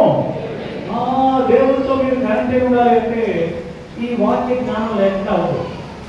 ఇది అన్నిటికంటే ఫస్ట్ ఇది. మీరు బాగా ప్రార్థన చేయాలన్నా వాక్యం తెలియాలి, లేకపోతే ఊరిగా ఎమోషన్స్ అవుతాయి. ఏమన్నా ఎంకరేజ్ కావాలి. నేను బిఎడ్లో ఉన్నప్పుడు, కాలేజ్కి వెళ్తే బీటెక్ చేసేటప్పుడు నా చేతిలో గ్రీడియన్స్ ఉంటే చిన్న బైబుల్. అప్పుడు సెల్ ఫోన్స్ లేవు, గ్రీడియన్స్ బైబుల్ ఉండేది. ఖాళీ దొరికినప్పుడు మా బైబుల్ చదువుతుండేవాడిని. ఒకరోజు అరగంట ట్రైన్ వెళ్ళిపోవచ్చిందా, అరగంట ఫిలిం పత్రిక అయిపోతుంది, అట్లా చదువుకునేవాడు. నేను గొప్పని చెప్పట్లేదు, ఏదో ఒక రీతిగా వాక్యంతో మీ హృదయాలు నింపుకోండి. దానివల్ల మీ జీవితాలు గొప్ప చేయబడతాయి. నమ్మువారు చెప్పడంతో దేవుని స్తోత్రాలు చెప్తా. ఆ వాక్యాన్ని బట్టి మనం ఫలిస్తాము, వాక్యాన్ని బట్టి అభివృద్ధి పొందుతాము, వాక్యాన్ని బట్టి దీవించబడతాము. రెండవ చూడండి, అపోస్తలుల కార్యాలు 2వ అధ్యాయం 42. దేవుడు మనకి ఇచ్చిన వాటిని కాపాడుకుంటూ అందులో కొనసాగాలి అంటే మొట్టమొదటిగా ఆయన బోధ యందు, అపోస్తలుల బోధ యందు ఎడతెక్క ఉండాలి. రెండవది 2:42 చదవండి. వీరు అపోస్తలుల బోధ యందు, రెండవది సహవాసమందు. సహవాసం అంటే ఏంటి? కలిసి ఉండటం. ఎవరితోటి? విశ్వాసంతో. దానికంటే ముందర మొదటి యోహాను 1వ అధ్యాయం చూడండి. యోహాను మొదటి పత్రిక 1వ అధ్యాయం 3వ వచనం. మొదటి యోహాను 1వ అధ్యాయం 3వ వచనం. మాతో కూడా నీకు సహవాసం కలుగునట్లు మేము చూసిన దానిని వినిన దానిని నీకు తెలియజేస్తున్నాము. మన సహవాసం అయితే తండ్రితో కూడాను ఆయన కుమారుడైన యేసుక్రీస్తుతో కూడాను ఉన్నది. హల్లెలూయా చెప్తాం. మన సహవాసం ఎవరితో ఉంది? మొట్టమొదటిగా తండ్రితోటి, తర్వాత యేసుక్రీస్తుతోటి. ఇది గుర్తుంచుకోవాలి. మనం అందరం ప్రతిరోజు కూడా ఈ వాక్య ధ్యానంతో దేవునితో సహవాసం చేయాలి. తండ్రి దేవునితో, అలాగే యేసుతో. ఆ తర్వాత మీరు చెప్పారు కదా, మాతో కూడా మీకును సహవాసం కలుగునట్లు. సంఘంగా తప్పకుండా అందరూ సహవాసం చేయాలి. ఆమె చెప్తారు. వీలైనంత ఎక్కువ సార్లు మనము సంఘంగా కూడుకోవాలి. ఒకరి భారంలో ఒకరు భరించుకోవాలి. ఇప్పుడు ఒకవేళ ఎవరైనా ఒక సహోదరుడు పాపం చేస్తున్నారు అనుకోండి, ప్రతి వ్యక్తి విశ్వాసంలో బలంగా ఉంటే అతన్ని చూచో లేకపోతే అతను చెప్పే మాటలు వినో ఆ వ్యక్తి మాత్రం. అంతే కదమ్మా. మీలో ఎవరైనా పడిపోతే ఏం చేయమంది బయలులో వాడిని లేపండి, మీరు బలవంతులైతే లేపండి. ఇనుము వలన పదునెక్కి ఎట్లా శ్రమ పెడతారండి?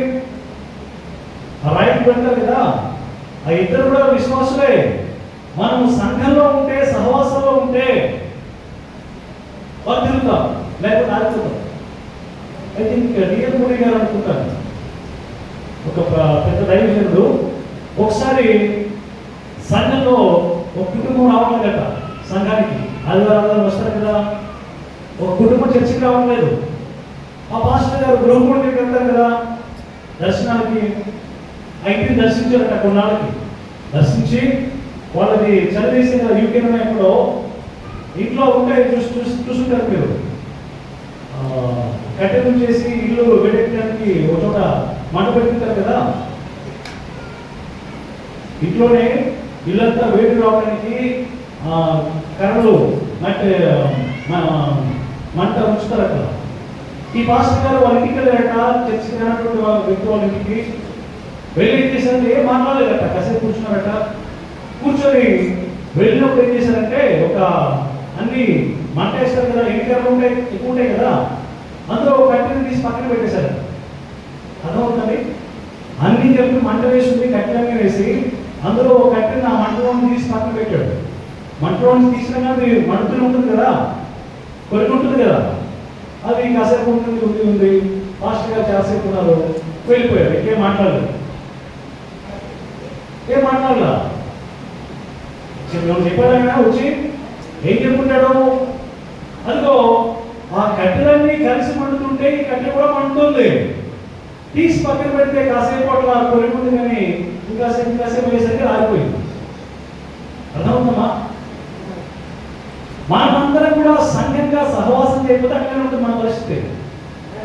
నేను ఒక్కనే ఉంటాను అట్లా అవదు. సంఘం అంటే మనమందరము ఒకరికి ఒకరము అవయవములము. కొన్నిసార్లు మనం ఆగిపోయే స్థితిలో ఉంటే, మన ప్రక్కన వ్యక్తి మండుతూ ఉంటే ఆ మంటను బట్టి మనం మండుతాం ఆత్మీయంగా. ఆమె చేద్దాం. కాబట్టి సంఘ సహవాసం చాలా చాలా ప్రాముఖ్యమైనది. ఈ చర్చ యానివర్సరీ రోజు ఇది మొదలుకొని ఇంకా ఎక్కువ సహవాసాలు ఈ సంఘంలో జరుపుకుంటాక బైబిల్లో ఉంది. హెబ్రీ పత్రిక 10వ అధ్యాయం 24. హెబ్రీ పత్రిక 10వ అధ్యాయం 24.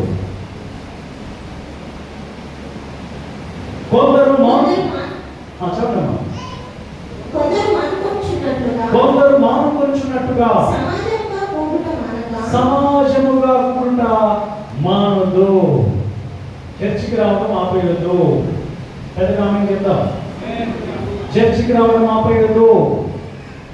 ఏదో ఒక రీతిగా సహవాసంలో ఉండాలి. చదవమ్మా. ఒకరినొకరు హెచ్చరించుకోండి. ప్రేమ చూపుటకు, సత్కార్యము చేయుటకు ఒకరినొకరు పురికొల్పండి. అంటే ఒకరినొకరు ఎంకరేజ్ చేసుకోండి, ప్రోత్సాహపరచుకోండి. తప్పు చేస్తే హెచ్చరించుకోండి, ఒకరినొకరు ఆదరించుకోండి, ఒకరిలో భారాలు ఒకరు పోయండి. బైబిల్ ఇవన్నీ ఉన్నాయి. అది ఎప్పుడు జరుగుతుందంటే సంఘ సహవాసంలో మనము ఎడతెగక ఉన్నప్పుడు. మొట్టమొదటి ఏంటి? వారు దేంట్లో ఎడతెగక ఉన్నారు?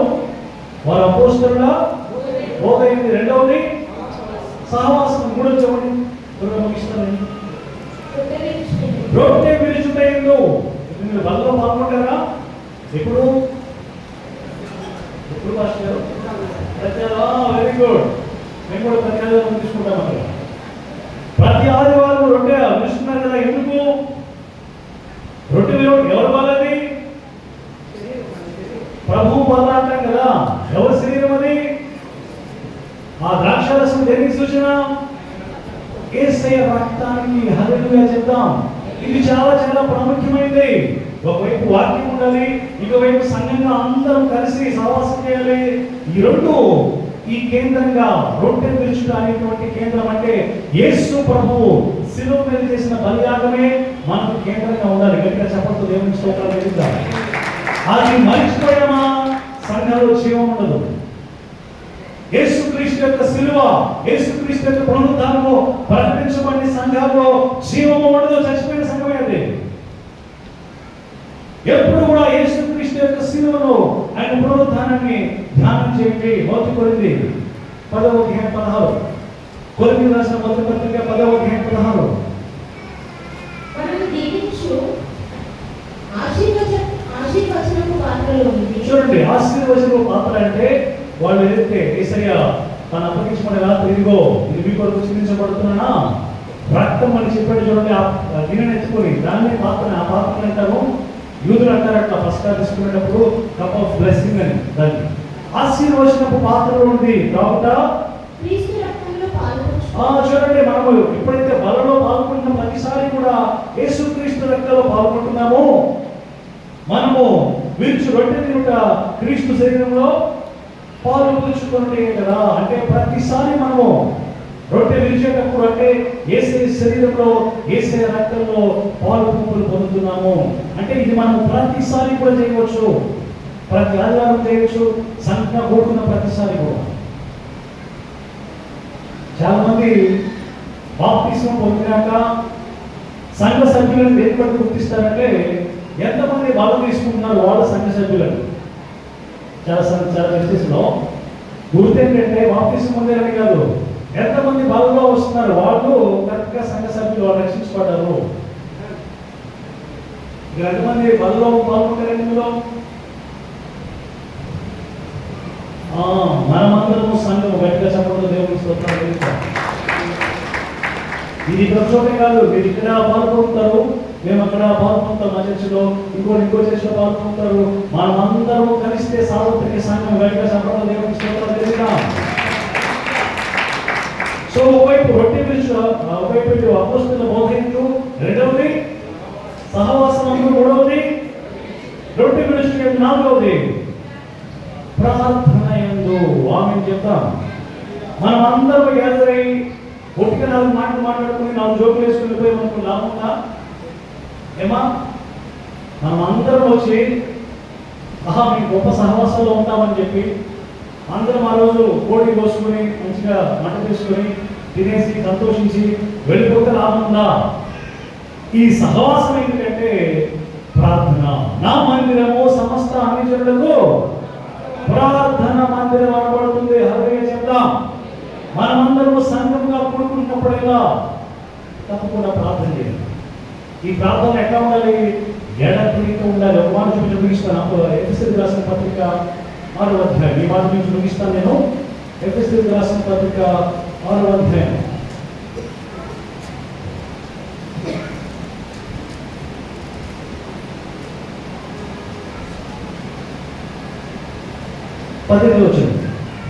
ఆత్మ వలన ప్రతి సమయమందును ప్రతి విధమైన ప్రార్థనను విజ్ఞాపనను చేయొచ్చు, ఆ విషయమైన సమస్త పరిశుద్ధుల నిమిత్తమును పరిపూర్ణమైన పట్టుదలతో విజ్ఞాపన చేయొచ్చు, మెలకువగా ఉంటుంది. చూడండి, ప్రార్థన ఎట్లా చేయాలో ఇక్కడ ఉంది.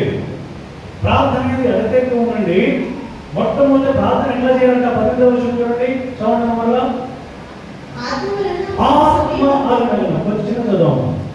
ఆత్మ వలన చెప్పండి అందరూ. ఆత్మ వలన గట్టిగా చెప్పండి. బైబిల్ ఒక నిమిషం. అపోస్తలుల బోధ అంటే వాక్యం కదా. వాక్యం ఎట్లా చదవాలి? మన సొంత జ్ఞానంతో, పరిశుద్ధాత్మతో. మీరు వాక్యం చదివినా ఆత్మ వలన చేయాలి. సహవాసం వచ్చే వరకేదో మనం కొన్ని మాటలు చెప్పుకోవడం కాదు. పరిశుద్ధాత్మ వలన దేవునితో సహవాసము, సంఘంతో సహవాసం చేయాలి. రొట్టె విరుచడం కూడా పరిశుద్ధాత్మ సహాయంతో, ఆఖరికి ప్రార్థన కూడా ఆత్మ వలన. నెక్స్ట్ ప్రతి సమయమందును. ప్రతి సమయమందు. ఇప్పుడు చెప్పండి నాకు, ఎప్పుడెప్పుడు ప్రార్థన చేయొచ్చు? ఎప్పుడు మనం ప్రార్థన చేయొచ్చు? ఉదయం 6 గంటలకి, మధ్యాహ్నం 12 గంటలకి అంటారా? ఎప్పుడెప్పుడు? ఏముంటాక ప్రతి సమయమందు మీరు దారిలో నడుచుకున్నప్పుడు కూడా దేవుడితో మాట్లాడుకుంటూ వెళ్ళొచ్చు. మీరు చదువుకున్నారా? కాసేపు మధ్యలో దేవుడితో మాట్లాడచ్చు. ఒక టైంలో ఒక ప్లేస్కు మనం పరిమితం కాలేదు. ప్రార్థనలు దేవుడు మీలో ఉన్నాడు కాబట్టి దేవాలయ దేవుడితో మాట్లాడే వ్యక్తులు లేచుదురు కాక. పెద్దగా మేము చెప్తాం. సో ఆత్మ వలన చేయాలి. అది కూడా ప్రతి సమయం అందు. నెక్స్ట్ ప్రతి విధమైన ప్రార్థన. ప్రతి విధమైన ప్రార్థన అంటే నేను ఇప్పుడు చేతులెత్తి ప్రార్థన చేయాలా, మొబైల్ వేసి చేయాలా? ఏదో ఒకటి ముందు ప్రార్థన చేయనైనా అంటాడు దేవుడు. అంతే కదా. నేను ఇంట్లో కిటికీ వేసుకొని చేయాలా, నిలబడి చేయాలి, బైబిల్ అన్నీ ఉన్నాయి, నిలబడి చేయాలా, సాష్టాంగం కూడా చేయాలా, లేకపోతే నేను విజ్ఞాపన చేయాలా, యాక్షన్ చేయాలా, ప్రార్థన చేయాలా, లేకపోతే కృతజ్ఞతలు చెల్లించాలా, అన్నీ ఉన్నాయి ప్రార్థనలు. అవన్నీ కూడా బైబిల్లో యాక్షన్లని, విజ్ఞాపనలని, ప్రార్థనలని. ఏం చేయాలి? ఏదో కూడా చేయాలి. అవసరమైతే మొత్తం చేయండి వస్తే. మొత్తానికి దేవుడితో కనెక్ట్ అయ్యిండు. ఆత్మ వలన ప్రతి సమయమందు ప్రతి విధమైన ప్రార్థనను, విజ్ఞాపనను చేయొచ్చు. ఎవరి కోసం చేయాలి ప్రార్థన? సమస్త పరిశుద్ధులు, అంటే అందరి కోసం చేయండి ప్రార్థన. సంఘం కోసం చేయండి, దైవజనుల కోసం చేయండి. ఇది ఆఫ్ కోర్స్ వేరే వచ్చిన బైబిల్లో ఉంటుంది. రాజుల కోసము, అధికారుల కోసం చేయండి, రోగుల కోసం చేయండి, యాకోబులో ఉంటుంది. మొత్తానికి మీరు ప్రార్థన చేయండి, ఆరోపించండి. ఆత్మ వలన దేవుడు మీకు నేర్పిస్తాడు. ప్రతి సమయం ముందు ప్రతి విధమైన ప్రార్థన, అది కూడా సమస్త పరిశుద్ధుల కోసం. ఎప్పుడెప్పుడు నిశ్చలమా చేయొచ్చు. అది ఊరికి చేయడం కాదు, ఏదో చేశారని మొక్కుబడిగా చేయొద్దు. ఏం చేసినా ఆత్మీయ తీవ్రత కలిగి పరిపూర్ణమైన పట్టుదలతో, దేవా రిజల్ట్స్ రావాలన్నట్టుగా పట్టుదలతో విజ్ఞాపన చేయొచ్చు. మెలకువగా ఉండి. ఆమె చెప్తా, మెలకువగా ఉండండి. ఎంతమంది నిద్రపోతున్నారు? ఎంతమంది మెలకువన్నారు? మెలకువన్నారు పైకెత్తండి. హల్లెలూయా చెప్పండి. సమర్థ దేవుని స్తోత్రాలు చెల్లించండి. సో నేను ముగిస్తున్నాను. యేసుక్రీస్తునందు నమ్మినవారు, బాప్తిసం పొందినవారు యేసుక్రీస్తు ఏకాత్మయ్యారు. మన ప్రాచీన స్వభావం సిలువేయబడింది, నూతన స్వభావం మనం ధరించుకున్నాము. కాబట్టి ఆ పాత పాపానికి మనం అప్పగించుకోకుండా నీతికి సాధనాలుగా అప్పగించుకుందాం. యేసుక్రీస్తుని విశ్వాసం ఉంచిన వారు ఆయన శిరస్సుగా కలిగి ఉన్నారు. ఆయన ధరించుకున్నారంటే మనం చూస్తే ఆయన కనబడాలి. యేసుక్రీస్తుని విశ్వాసం ఉంచిన వారు ఒకే ఆత్మీయులు బాప్తిసం పొందారంటే పరిశుద్ధాత్మను వాటిలో కలిగి ఉన్నారు. యేసుక్రీస్తుని విశ్వాసం ఉంచిన వారు ఒకే శరీరంలోకి బాప్తిసం పొందారంటే ఒక్క శరీరం పిలువబడ్డారు. ఇవన్నీ మనం కూడా చేయాలి. ఆత్మపూర్ణమై ఉండాలి, నవీన స్వభావాన్ని ధరించుకోవాలి, యేసుక్రీస్తుని ధరించుకోవాలి, పాపానికి మృదుని ఎంచుకోవాలి. అంటే తప్పకుండా నీవు ఎడతెగని కొన్ని విషయాల్లో ఉండాలి. అవి ఏంటంటే ఆత్మ వలన రొట్టె విడిచిపోయేందు, ఆత్మ వలన అపోస్తుల బోధ ఎందు, ఆత్మ వలన సహవాసం ఎందు, ఆత్మ వలన ప్రార్థన ఎందు, పరిశుద్ధాత్మ సహాయం బట్టి ఈ సంఘం ఆలింపుగా ఉండి నూరంతలుగా ఎదిగి అభివృద్ధి చెందను గాక. ఆమె తలవంచుగా అందరం కూడా ప్రార్థన చేద్దాం.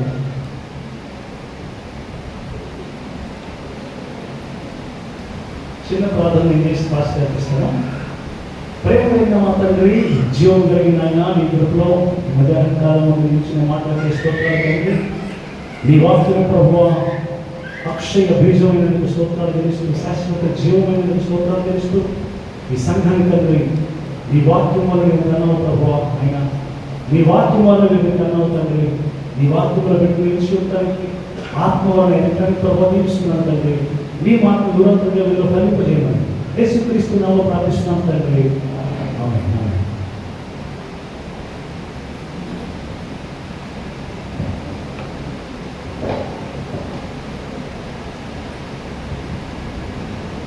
ఈ మధ్యాహ్న సమయంలో దైవ సేవకుల ద్వారా చక్కని మాటలు మనం విన్నందుకు మరొకసారి అందరం సంతోషంతో ఉన్న వాళ్ళందరూ సపట్లు ఉంటాం. మరొకసారి చక్కని వాక్య సందేశం మనం విన్నాం. మరొకసారి మన హృదయాలను తెప్పరిగా చేశారు. వాక్యం ద్వారా ఎన్నో హెచ్చరికలు. నూతన స్వభావం పొందిన మనము మరలా లోకం వైపు చూడకుండా, ఉప్పు స్తంభంలాగా తిరిగి లోకం వైపు చూడకుండా వాక్యంలో చూస్తాం. నాకటి మీద చెయ్యి పెట్టి వెనుక తట్టు చూచు వారెవరు దేవుని రాజ్యములకు వారసుడు.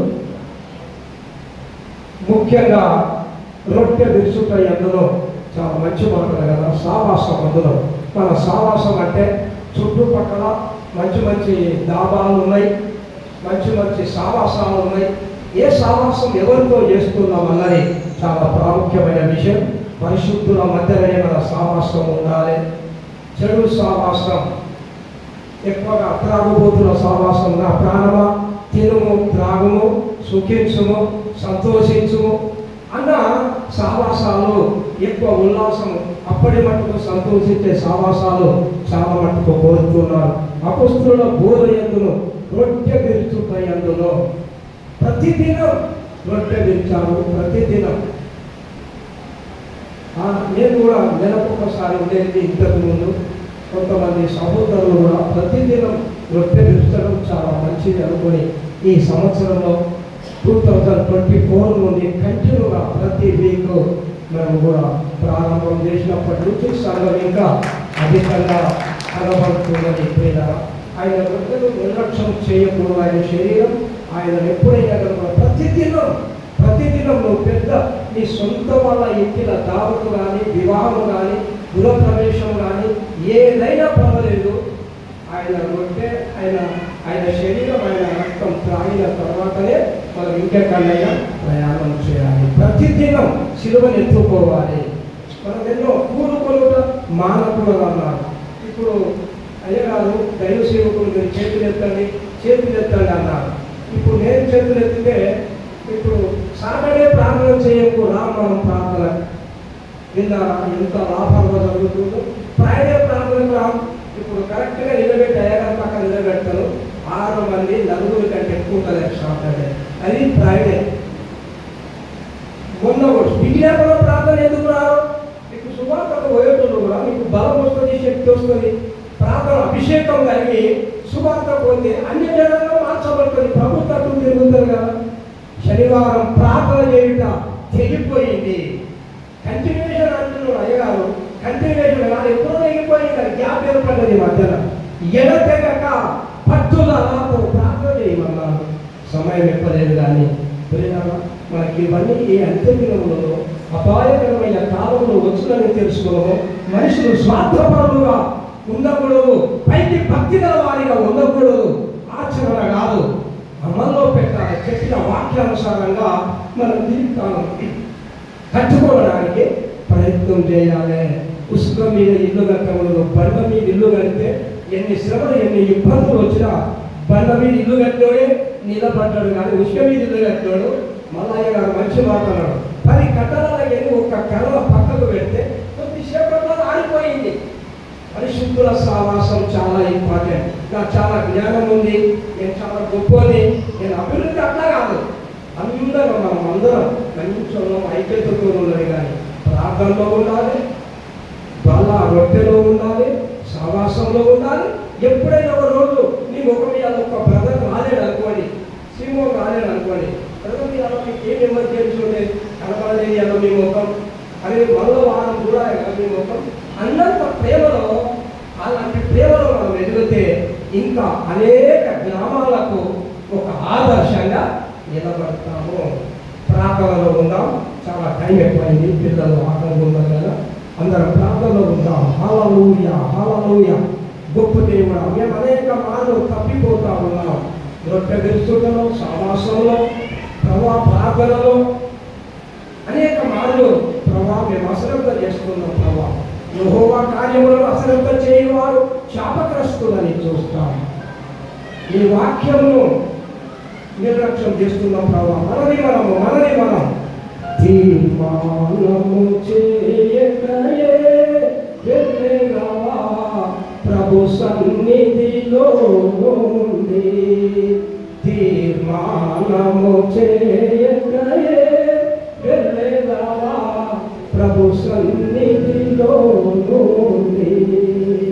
మనది మనం తీర్మానం చేసుకుంటాం. హల్లెలూయా హల్లెలూయా. దేవా స్తోత్ర వందనాలు. హల్లెలూయా హల్లెలూయా హల్లెలూయా. శివుడు ముగింపు ప్రార్థనలో ఉంటారు.